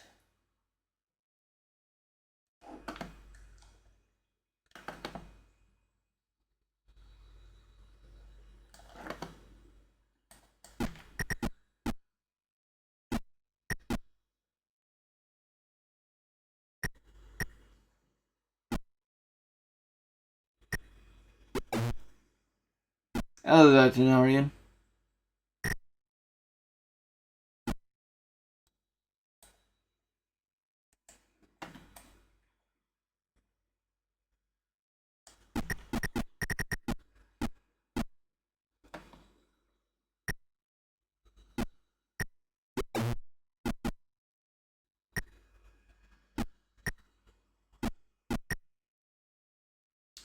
3 apiece now.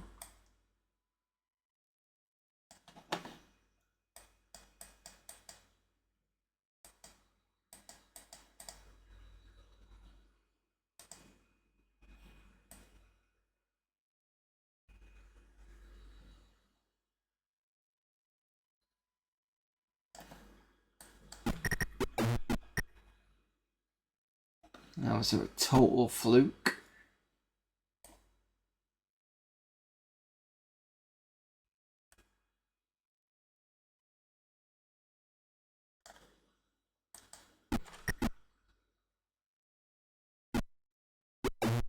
Oh, that was a fluke. I wasn't expecting that.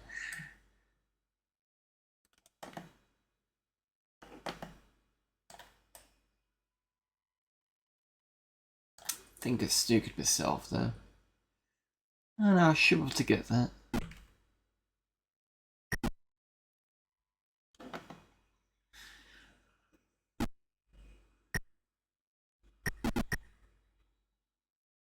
Let's show Slashing Sally who's the poor master. I'll mess it up eventually.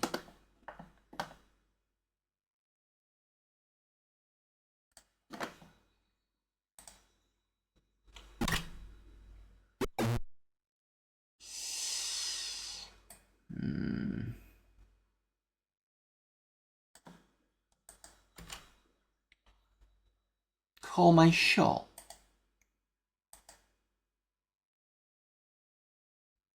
Assuming it be...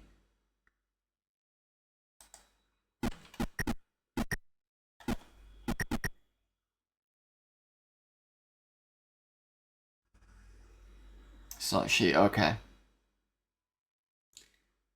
What do you mean? What?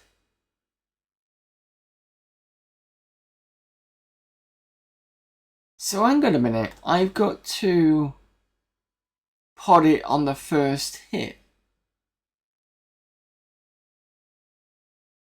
That makes no sense.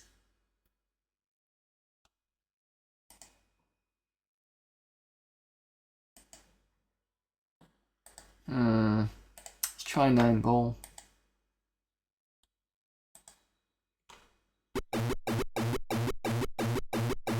And I'm up against Sharky. Well, that's going to be me lost.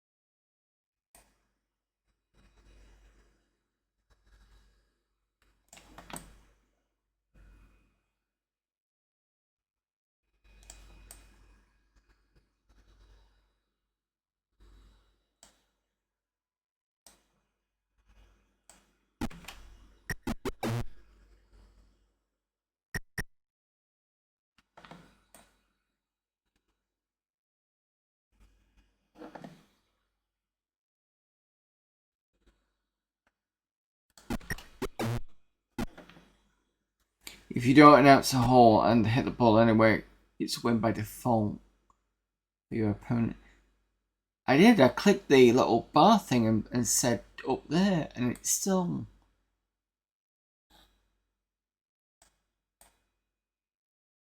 I'm a big fan of the flight control type thing. Ah. Yeah, that's why I was confused.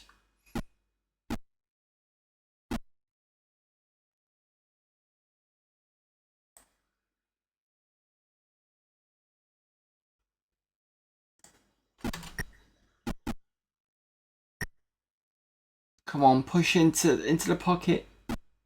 Oh, you bastard.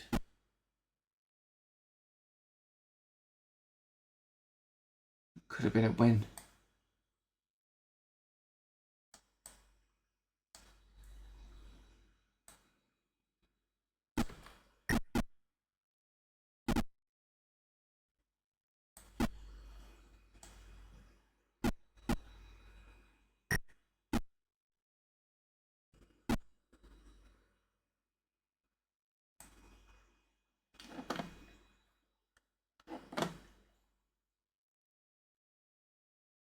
Right, if I push...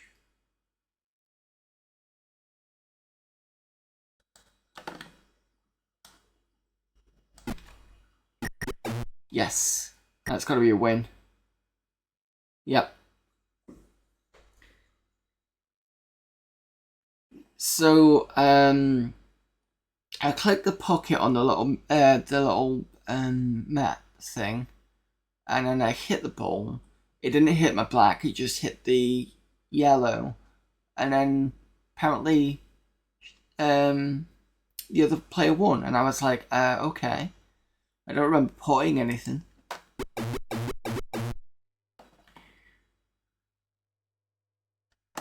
Jack the Reader. This name I recognise from Degeneration. At least his second name.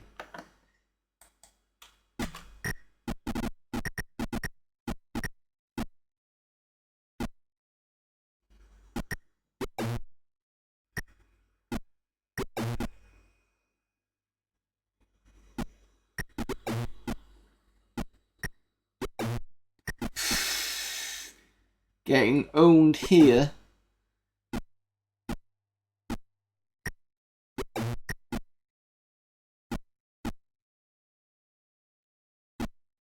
Jesus.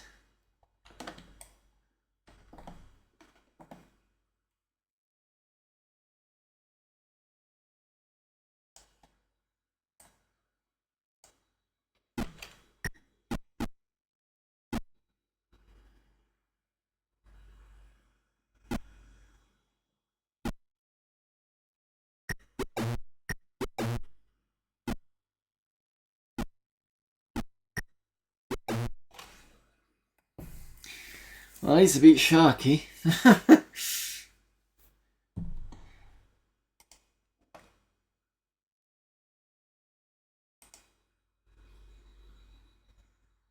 Shark is the toughest player here. Well done for defeating him first. Blasting through. I kind of have a general idea of how to play Paul.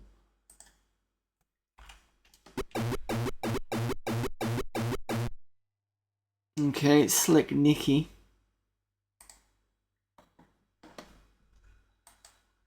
Let's try 8-ball again.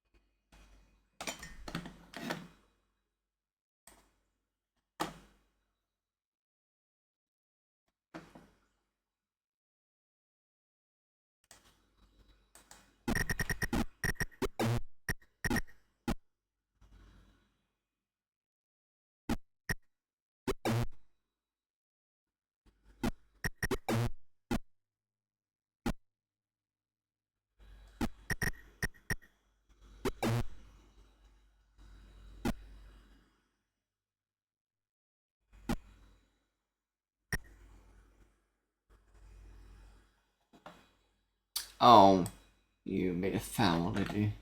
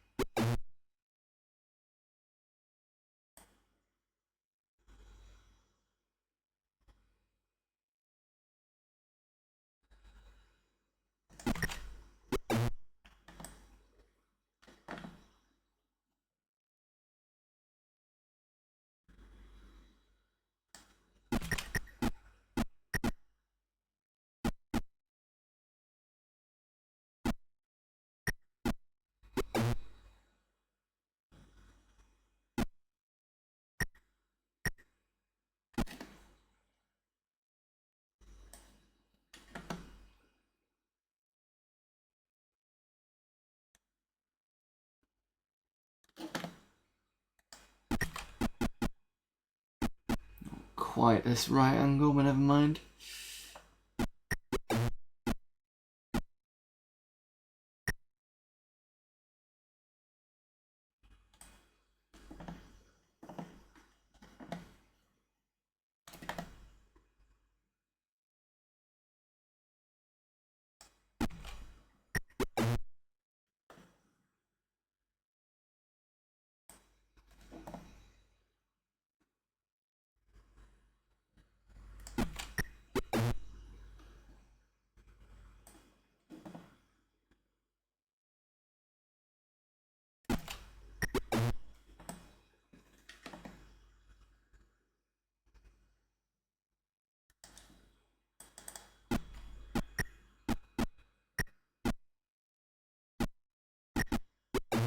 Ha, cue ball went in.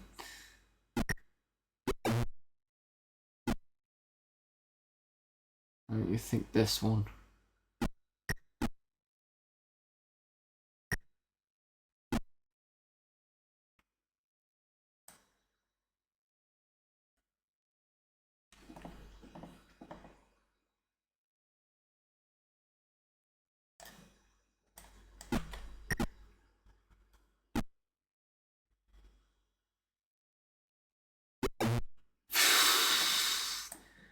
Well, I wasn't expecting that to go in.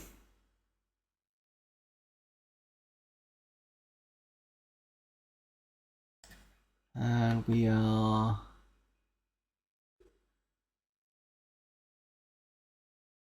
this one? Yes. Appalling in real life, billiards and such, but this one's always been fun for me. Yeah, computer version of pool seems to be mostly okay. Back with Slashing Sally again.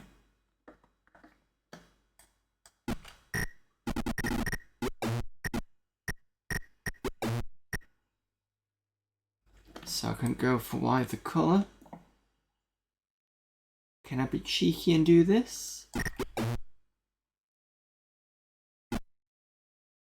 No. Okay.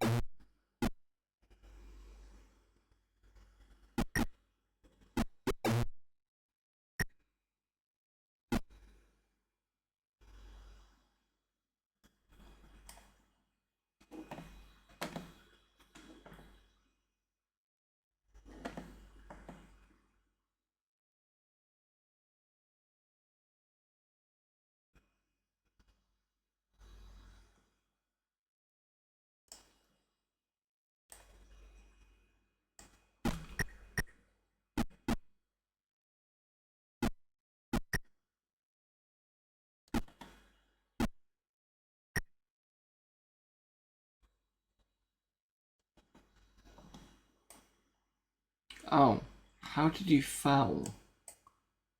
Okay.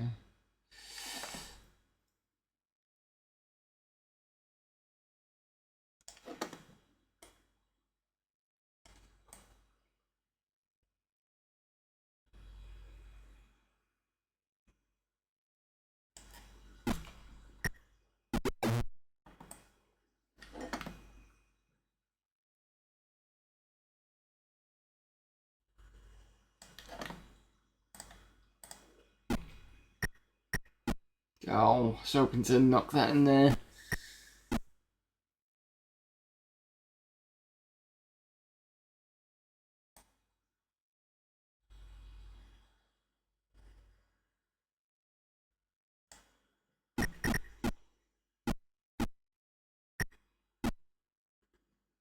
Yeah. I got a good shot at the back and you probably get it in.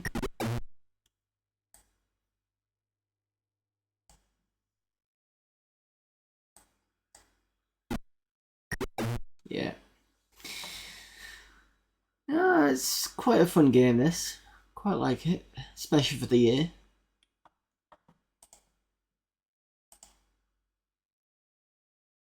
What's trick shot?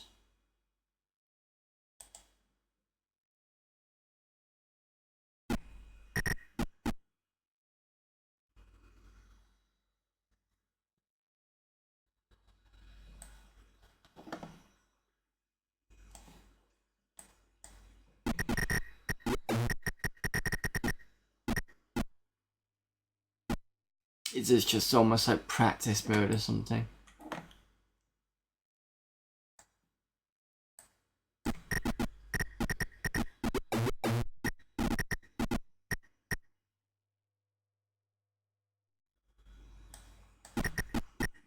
Yeah, it's almost like testing.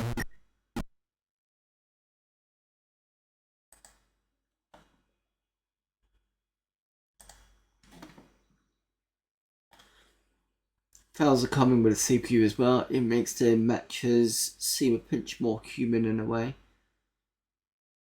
In Trick Shot, you can go through different setups to get the balls in the pockets. In the okay, yeah. Let's see. Then you've got Compete,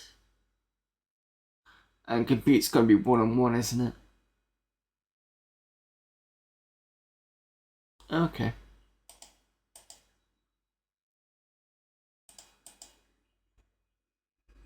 I'm assuming these will change the background, maybe.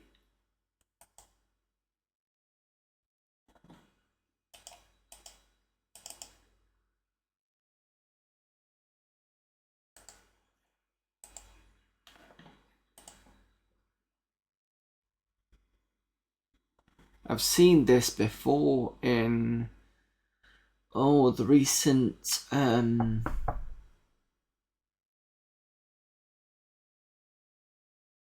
Goatee's Game of the Year list. There was a pool game on the Mega Drive and it had this. I'm not quite sure what it is. I'm assuming rotation is 8 and then 9 and then continuous and then back again. I'll do a 9 ball because it's quicker.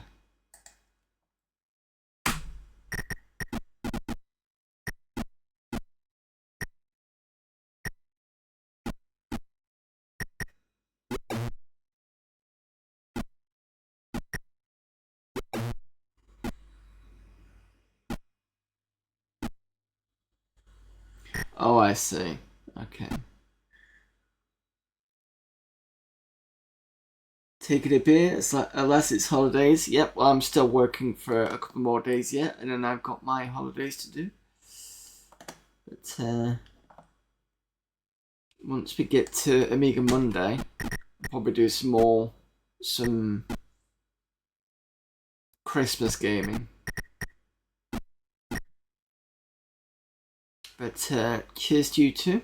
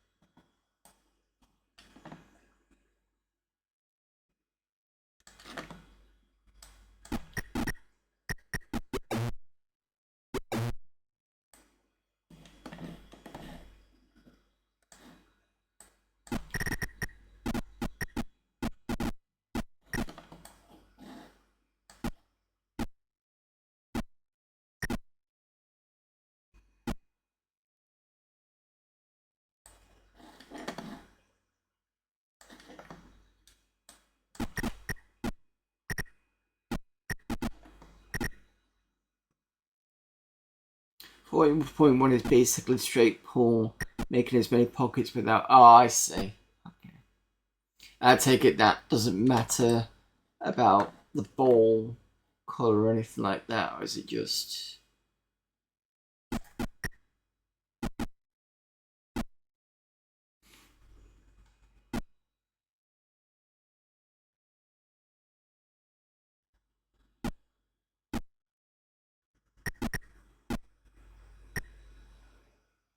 Yeah, I remember Alaska following a while ago.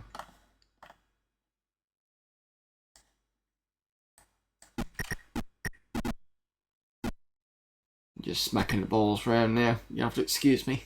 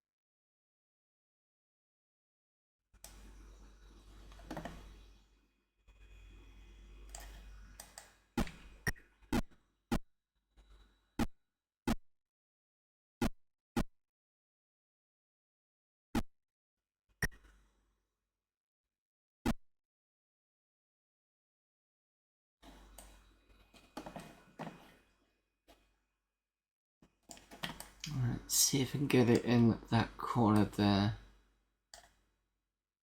Think. Is that? Oh, maybe I should have gone up top instead of bottom.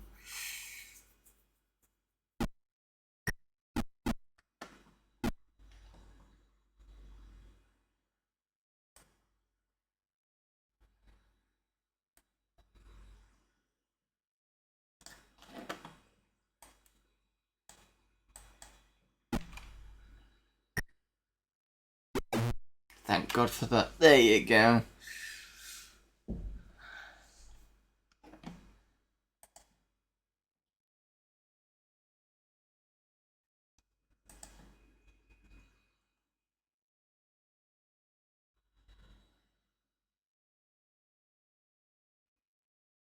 You nominate one of the object balls and then you try and poke it with. Oh, right, okay. Bit slow stuff on, yeah. I was trying to remember.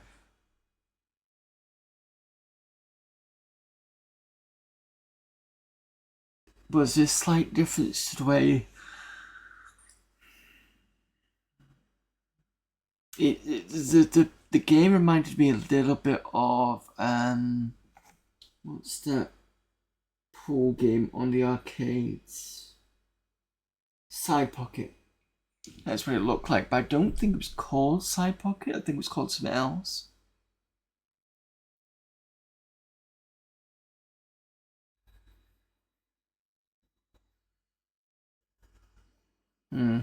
Anyway, thank you for that one. That's quite a good one. Quite enjoyed that. It's definitely going to stay on the hard drive. If I can find an installation, I'll probably do it that way, just to have a nosy at it. Can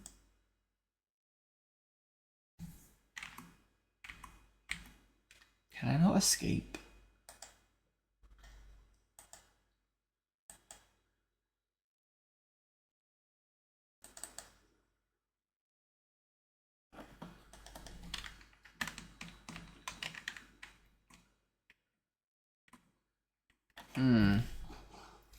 Give me a moment.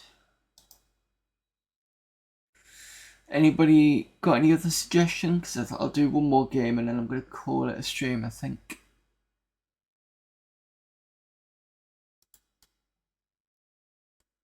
I'm just having a quick look at the manual.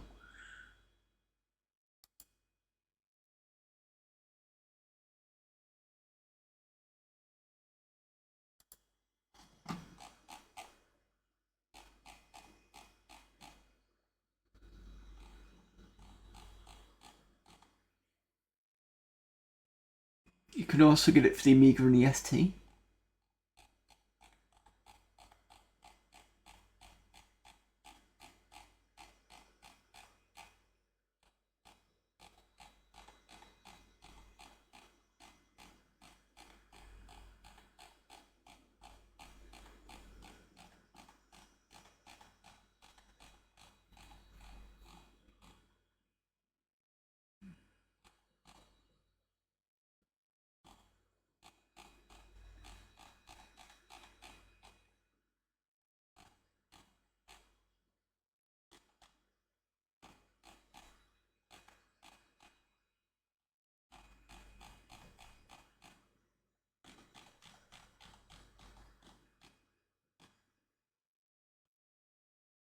Alt Q.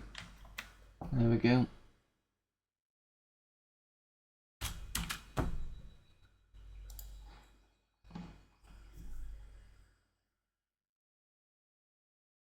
There are ports for that. The shark is in the Monica title. Ah, okay, fair enough then. Which means the Amiga version. I'm gonna give me a sec. Let me just have a look at Lemon Amiga.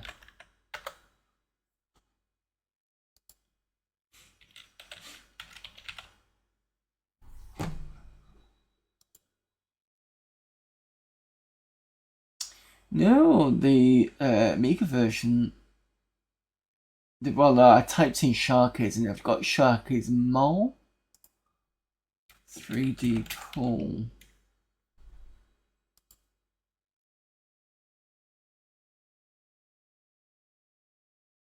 The only 3D pool that actually has the same interface on here is Maltese Joe Barbara Plays 3D Pool. I'll have to try that once we do another Amiga Monday. So I'll put this in chat so you can see what I'm looking at.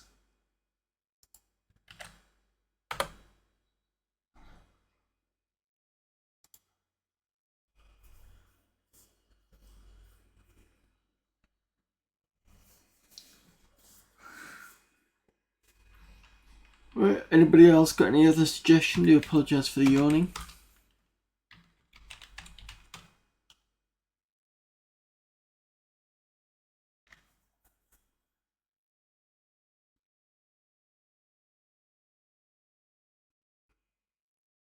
Might even be a CPC version, but don't quote me on that.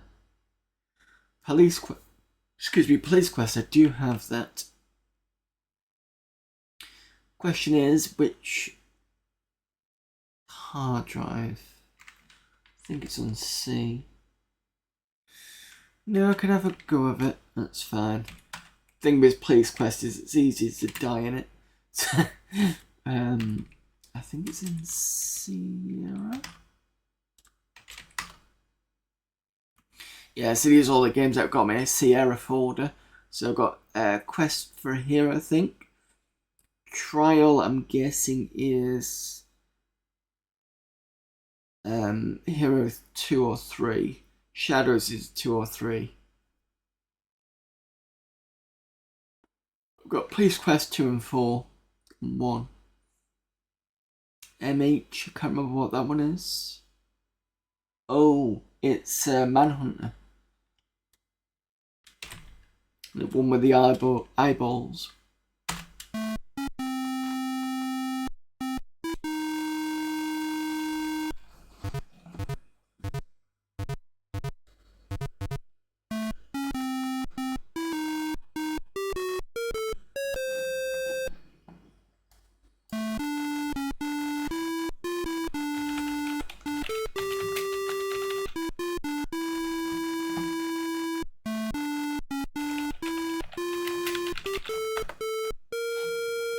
Turn down on your ears, give me a second.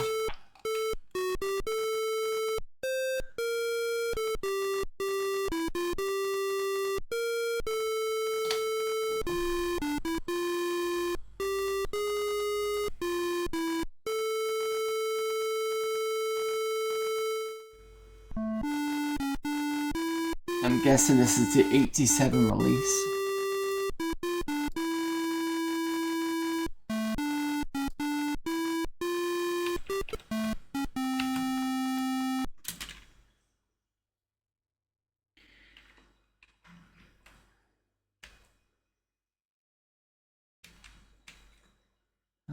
keep going. So I think you pick up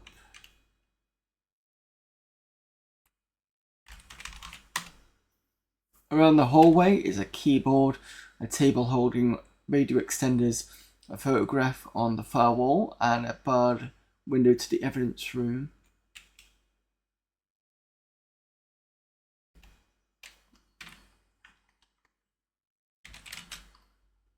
Okay.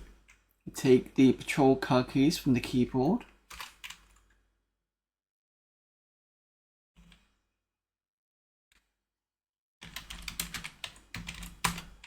Pick up a squelchy noisy but workable extender.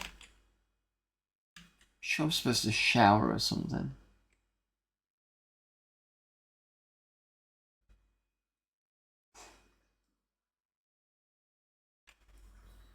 Got to check the holes. The briefing room contains a single podium and 4 report writing tables. On the far wall are 8 pigeonholes. On the front wall there is a blackboard. You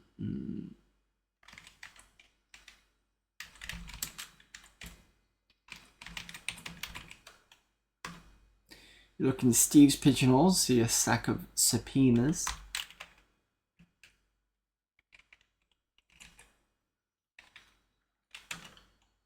Check your pigeonhole and find a handwritten message. Sonny, how about at 11:98 at the Carol Caffeine Castle late in the shift? From Steve. Since you no longer lead the message, you discard it. I do remember the F3 from other Let's Plays to actually pick it up. Take paper. You pick up this morning's edition of the Lytton Tribune. Dope in the city. The city of Lytton, once a beautiful, peaceful, quiet city with a few major crime problems, is now experiencing rapid growth and prosperity. But along with growth has come an alarming increase in the crime rate that is of the red-bellied swamp codlers. No, that doesn't make sense. That is threatening the police of Lytton as threatening the peace of Lytton. Police Sergeant John Dooley states that dangerous drugs are showing up on the streets and in our schools. The homicide rates and prostitution are at a level the city has never seen. The Tribune has learned from a reliable source that a big-time drug dealer with the street name of Death Angel may be responsible for the drug traffic. Smugsville, USA. President Hickel was in Smugsville yesterday evening observing the annual migration of the red-bellied swamp codlers, which now makes sense. The president, who has been a bird lover since his childhood, rates the mating dance of the codler as being as spectacular as a golden-crowned scumsucker. The president candidly admitted that he once skipped the Geneva Arms Convention to watch some odd codlers mate. The president says a bill is presently before the Senate proclaiming National Codler Day. Escaped Lytton City Jail reported the escape of a female prison inmate last night. Florine Flustered Flora Paxson flew the coop by hiding beneath a pile of soiled prison laundry in a hand-push basket. Kingdom of Daventry is now under siege by a renegade 3-headed dragon. That's referring to King's Quest. One unidentified gnome stated that the kingdom is in a state of emergency. LPD Officer of the Year nominees. Lytton PD Chief Whipplestick has nominated Sonny Bonds and Joe Walters for the LPD Officer of the Year award due to outstanding effort in commitment and crime prevention and commitment. And that is it.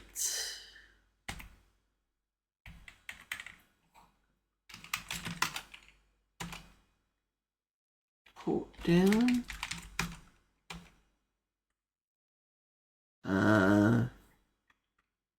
Stop reading. There we go. Sunny Bonds, please find your place. Briefing is about to blink again. I think I'm there.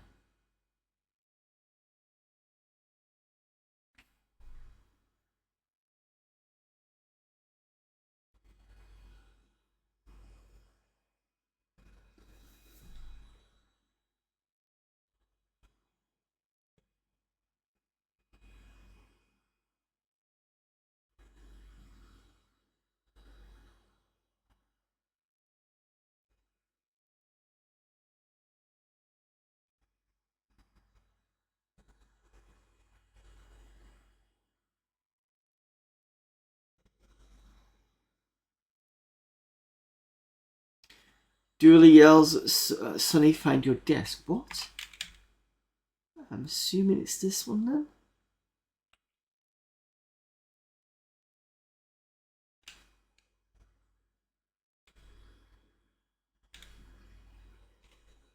I know. Oh yeah, this is your assigned position for briefings. Sergeant John Dooley briefs the 1300 shift beginning with the latest hot sheet of stolen rides. Welcome back, men, says Sergeant John Dooley. Hope you enjoyed the long weekend. Now listen up, you barks. We're looking for a black 1983 Cadillac license number LOP1238 VIN C034562218 reported stolen last week. Try hard to find it so that I can get that Malcolm Washington character off my back for a change. Dooley continues.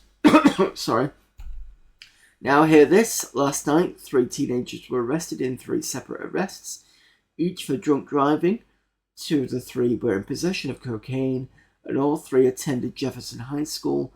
That should tell you something, boys and girls. Well, that's it for today. Watch your butts, kids. We don't want old Chief Whipplestick whining about our industry stats going up again. Sunny Bonds, your call number will be 8332.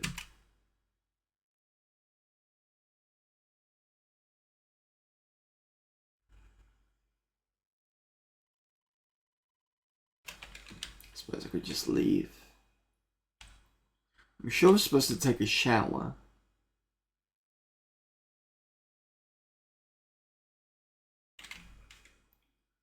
It sure clears out quick around here.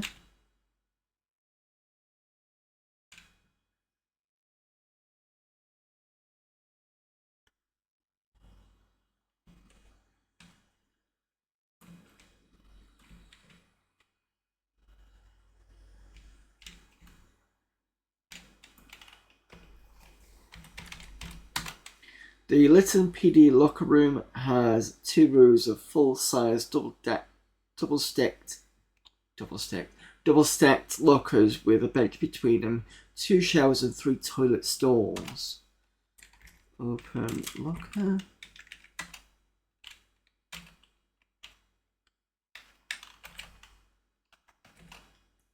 Too far away.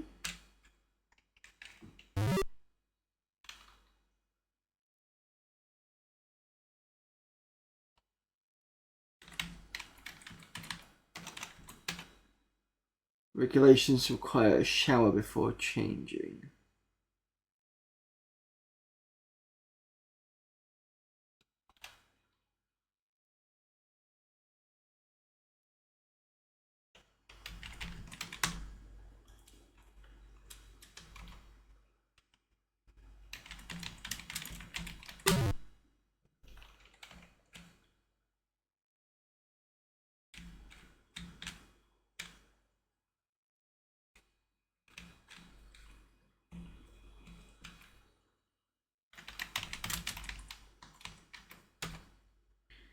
There's nothing like a nice hot shower.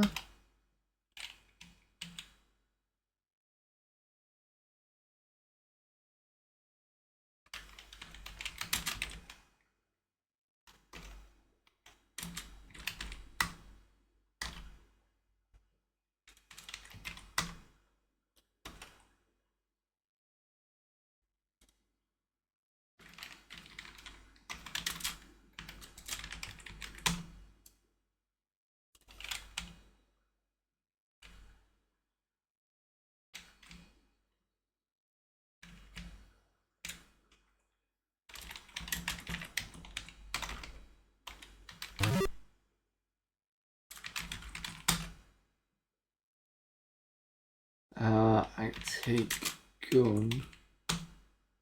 Policeman's tool belt. Don't leave home without it.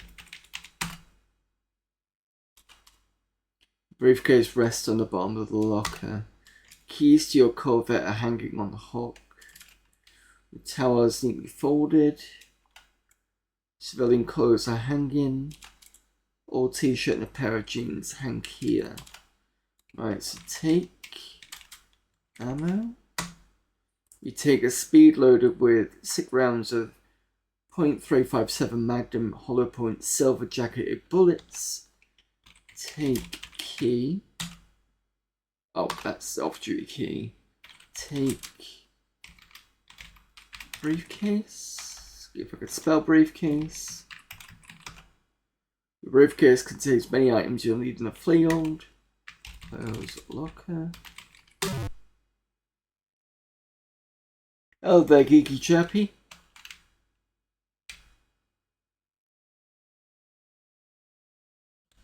Come on, man, give me some room before I mop and shine those big feet of yours. Okay, fine. Didn't need to walk into you.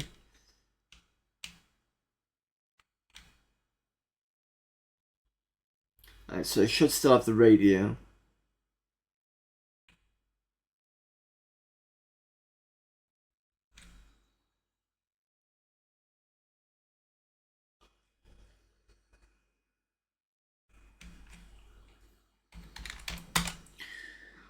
There is a table against the far wall below a photograph.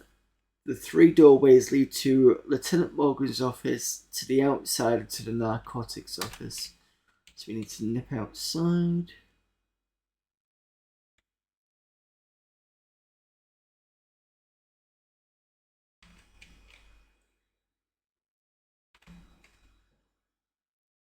And I believe the car is the bottom one.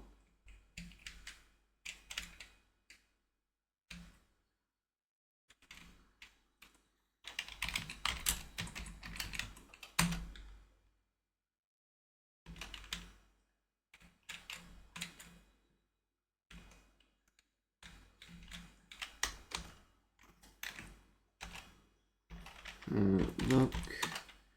Parking lot holds 3 patrol cars and an unmarked car and a shiny clean Corvette. Oh, wait a minute.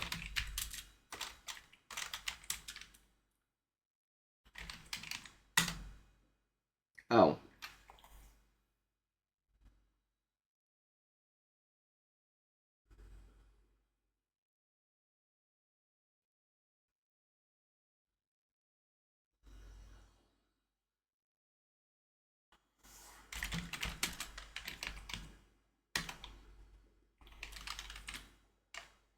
Wheel, check wheel. That's a good point.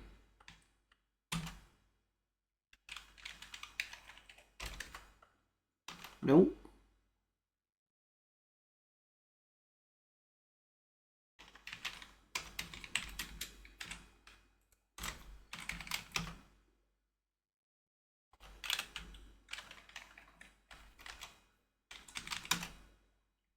I'm sure you're supposed to check them.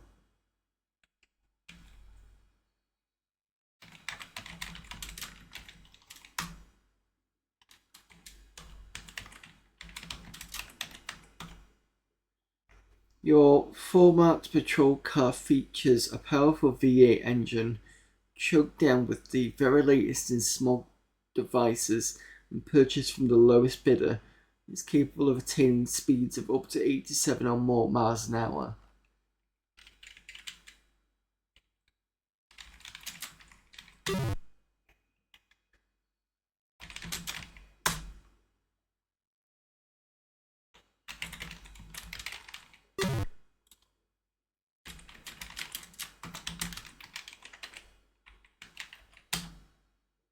Yeah, you've got to do all that because otherwise, you know. Drive. Jesus. There we go. Oh. Crash.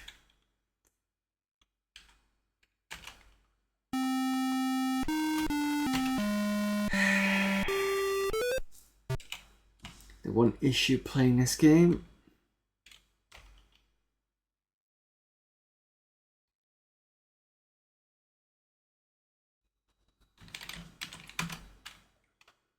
Since you're dead, all you can do is restore or start over. Jesus Christ.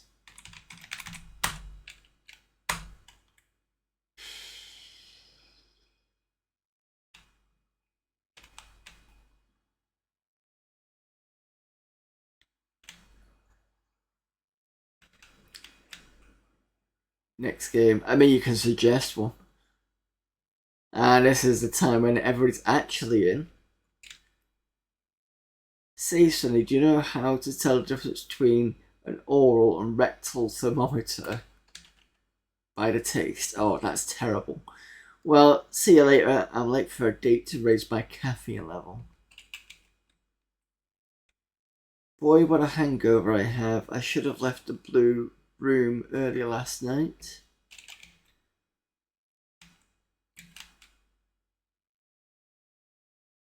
Can you believe that Morris Fudley, every day he showers here because it's too cheap to shower at home? I suppose at least he's showering.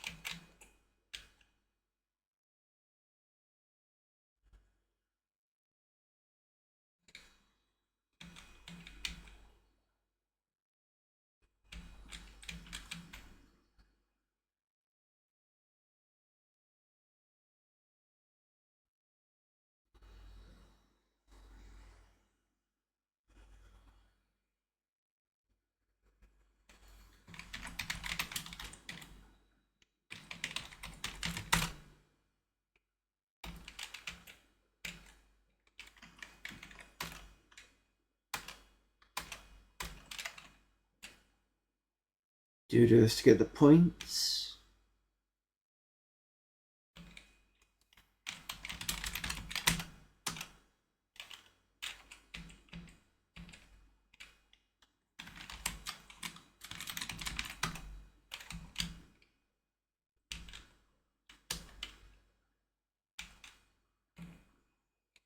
There we go. Save game before driving. Yeah, I'll remember that. That's what I'm trying to get to. That's why I'm jumping through all this.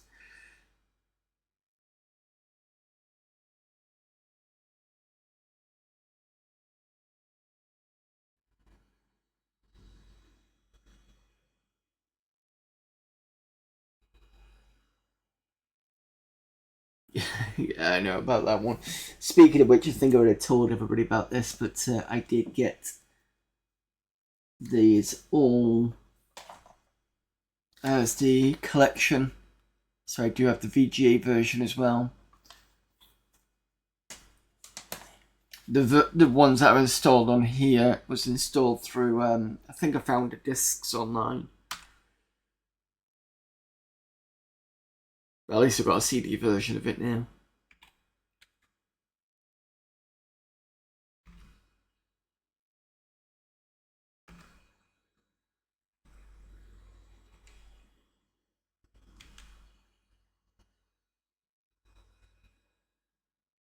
But the thing about that version that I've got is there's two different releases but the same cover with a slight difference to it. So I think I've got the earlier version, the earlier release. The newer release has like a sticker on the actual cover, but it's one of those not peel offable, it's like part of the design kind of thing.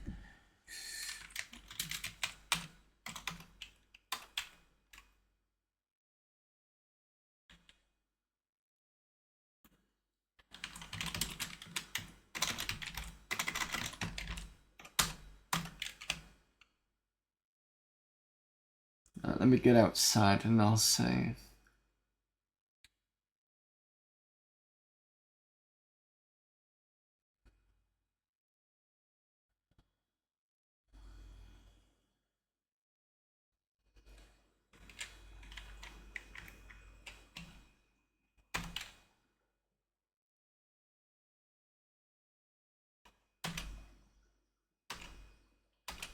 I must have tried playing this already.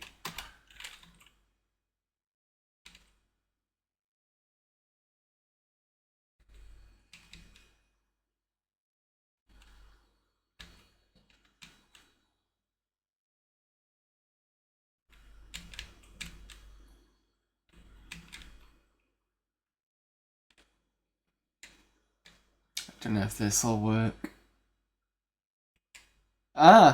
Having performed the prescribed walk-around safety check of your vehicle, you're now ready to hit the streets. That's what I did wrong.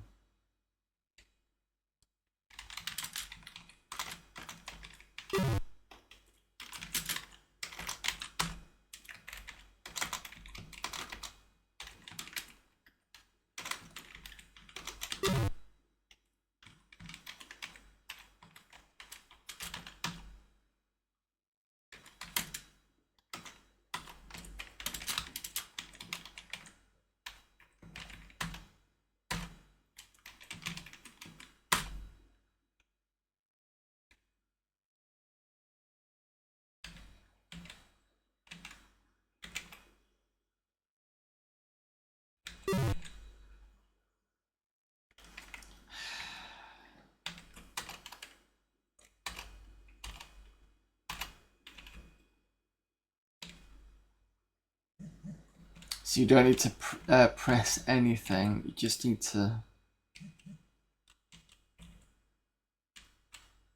I think you stop at the tires.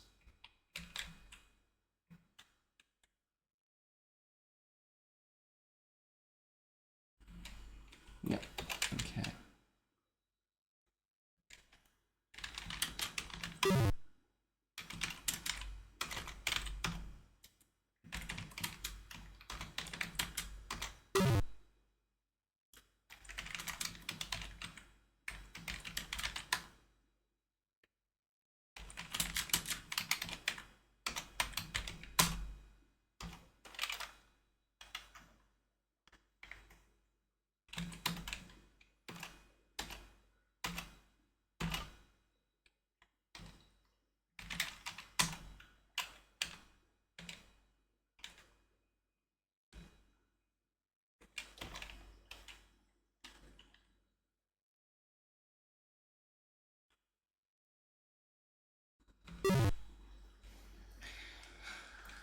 Not easy to do the driving bit.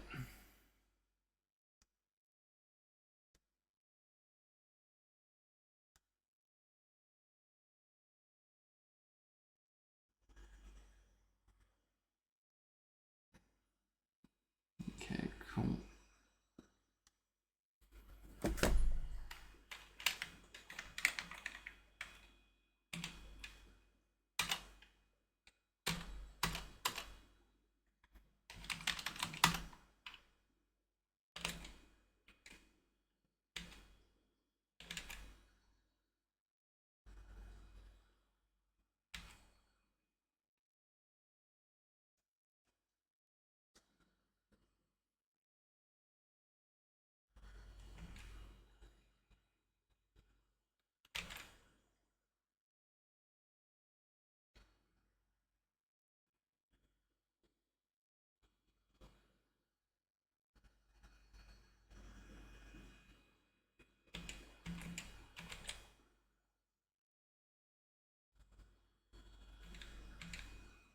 Oh, you press up again to stop, I see.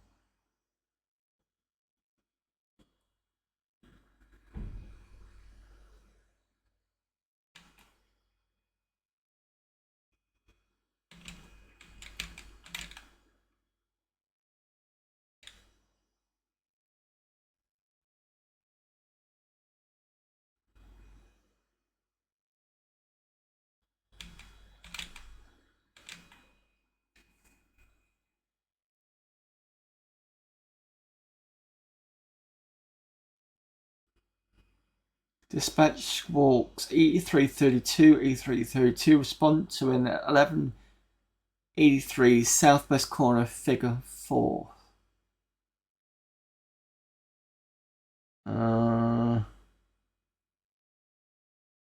Okay.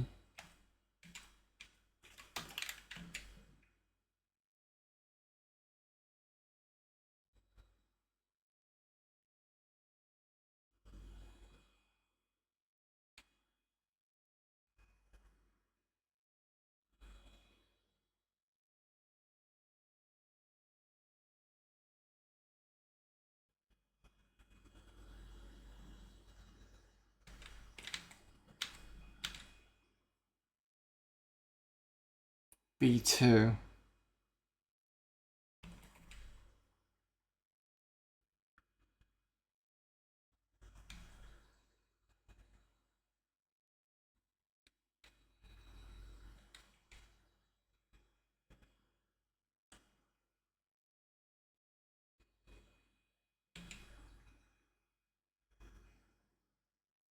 So it should be to the left.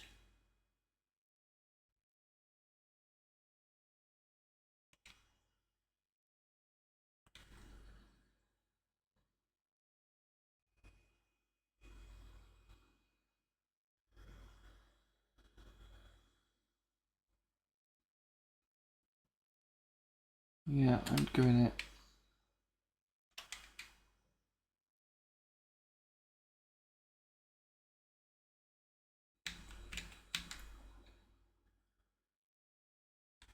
Is this it?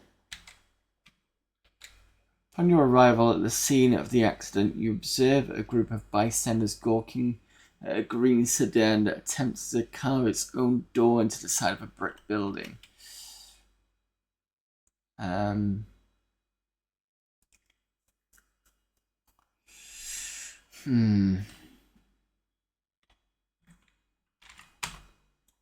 Stop.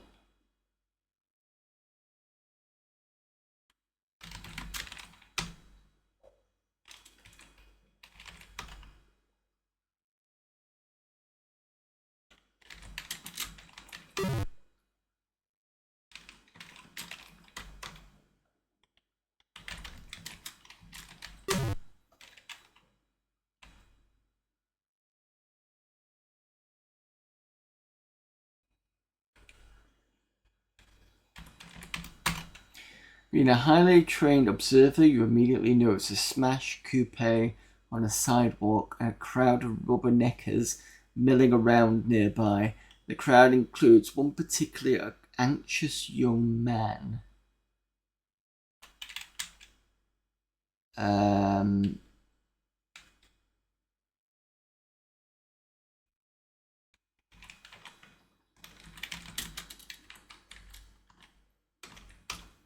Crowd appears to be fixated on the wreck.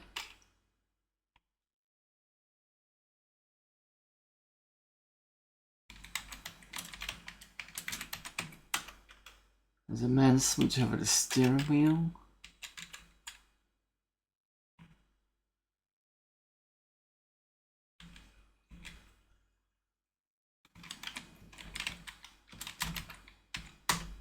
You're taking a deep breath, look in the car and see a male slumped over. Yeah, I know that.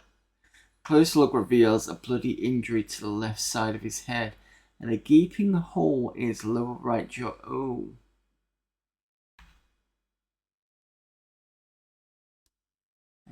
Oh, there's a shock wound. Salmon door. The broken glass of the driver's window has a strange pattern for a car wreck. It appears to be a bullet hole.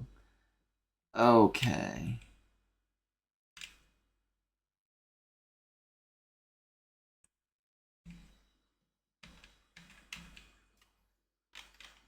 Take out gun. Don't need it. Shoot. Man. Click. Try firing an empty gun is good practice for a proper grip.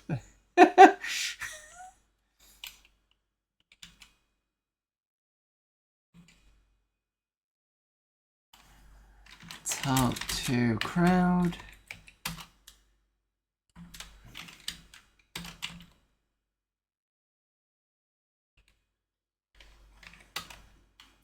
The little old lady in the crowd cries out, "Officer, do something, that man is hurt bad, help him." Well, he's not only hurt bad, he's dead. Alright, fine.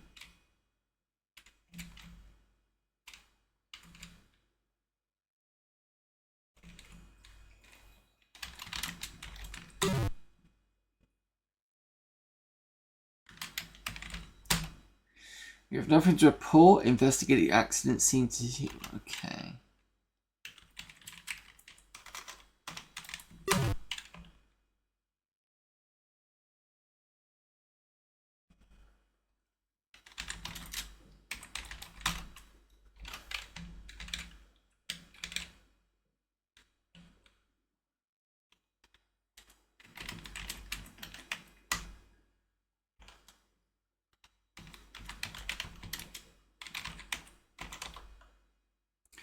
Paul's still breathing, no vital signs yet because he's been shot. There's a bullet hole in the driver's window. This is not your normal everyday traffic accident. In your opinion, this man was murdered. Yeah, okay. Use your radio to advise dispatch of the apparent homicide. Car radio crackles response. 10-4-83-32 with copy. 187 PC homicide. Be advised, one homicide unit is en route and the coroner's office has been notified. Continue investigation.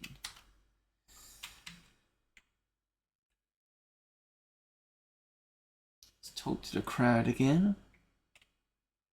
It's kind of obvious what's going on.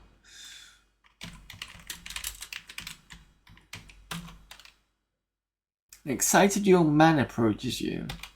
Officer says, "I saw what happened. I saw everything. I was buying a paper at a newsstand across the street when I heard the scream of tires." He tells you, "I looked down the street and here comes this car and a light blue late model Cadillac racing down the streets, side by side. When they get closer, I heard a bang, thought one of them had a blowout. But right after that, this car lost control and crashed. The light blue caddy just kept on jamming." He finished breathlessly.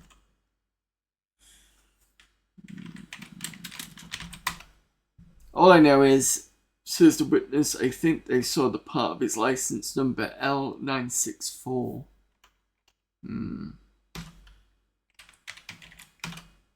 Notify dispatch of the vehicle information. 10-4-83-32. We copy 187 PC homicide. Continue investigation. We notify the vehicle. You notify dispatch of the vehicle information. Dispatch, this is 8332. Be advised, description of suspect vehicle is late model light blue Cadillac. 10-4-83-32. We can copy light blue Cadillac, partial license L964. Okay, I think that's about it, really.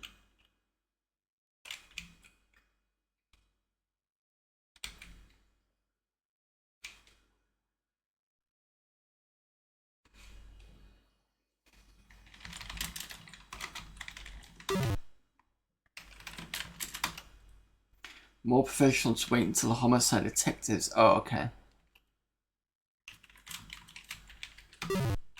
Fine. Don't know what else you expect me to do, but...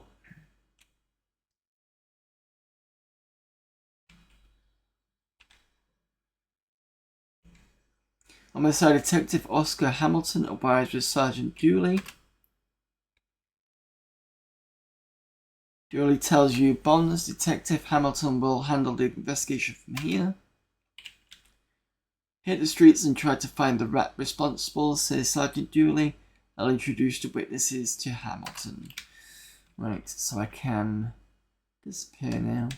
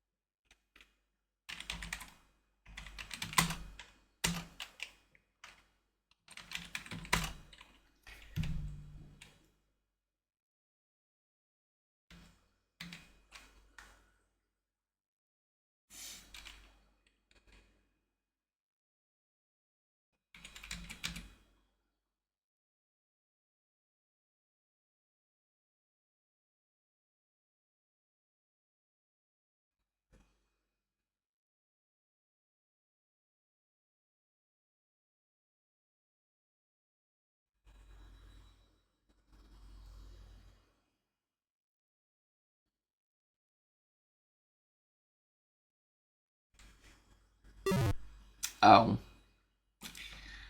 Did not know that was going to happen. What are we on? Well, I'm going to call it for that because I wasn't going to play this too long because I'm already on 3 hours as it is. Let's have a quick look at the about. Yep, 87 version 2. Been playing for 20 minutes and 14 seconds. I do like the fact that it's keeping track of that. Right, okay, at least I've started that.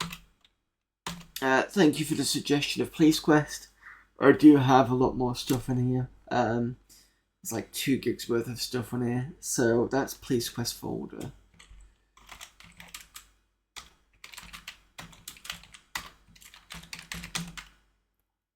Got Jill in the Jungle, I forgot about that. I can't remember what pod is. Buck Rogers in the 25th. What? No, it wasn't. It's 20. Buck Rogers to RPG anyway. I think that's what Buck is. I'll have to play that at some point. Conan, I can't remember if I've got running or not. Blood, I'm not sure if it runs. Ghostbusters 2, I'm probably going to be playing next week.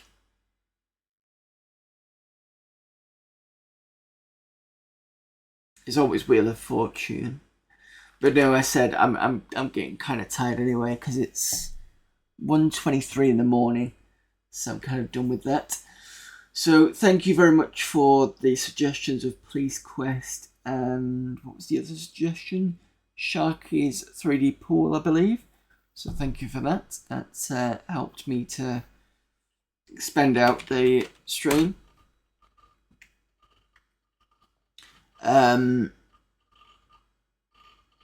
Right, when am I going to be back?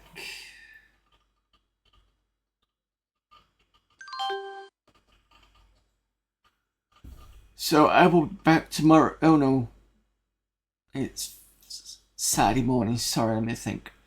I'm going to be back possibly tomorrow, yeah. Because I've still got Age of Empires to play. So we already did a bit of that this Thursday. So that was yesterday when I got back from my trip. Speaking of which, my trip was away to Amsterdam. So I had like a very short trip. It was basically an overnight ferry.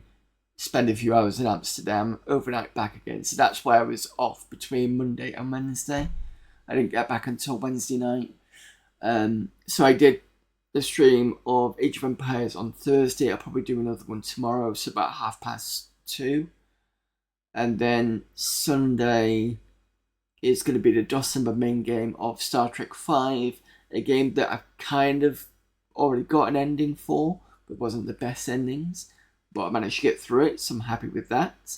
So that is Sunday. We're going to try and get another good result out of that. Amiga Monday is going to be a more of a Christmassy one. So I've been looking at the advent calendar for Amiga Kami, and it's got some games I could probably play from that. I've also got the Santatron on Amiga Addict discs, so we can play that as well, just for some Christmas games. And then we'll do some demo scene stuff, and then finish up with some Deuteros, and get that done on Monday. And then Tuesday I cannot stream because my other half is basically, it's the birthday basically, so I can't do anything. So there's no stream on Tuesday, sorry. Wednesday is going to be Christmas Day. Let me just check.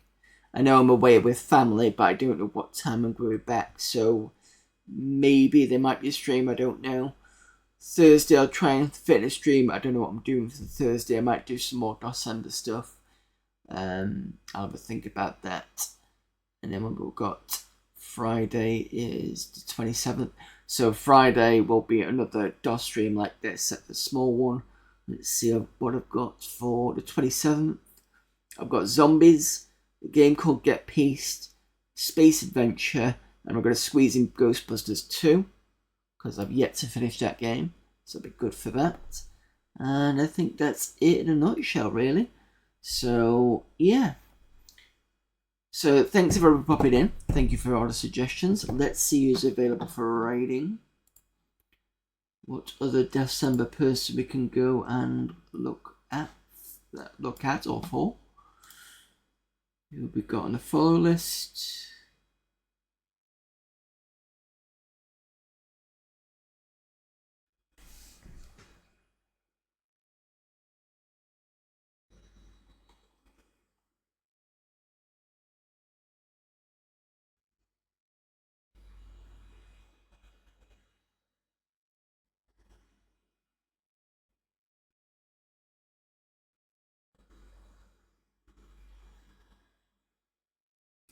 McCaw is playing various DOS obscurities.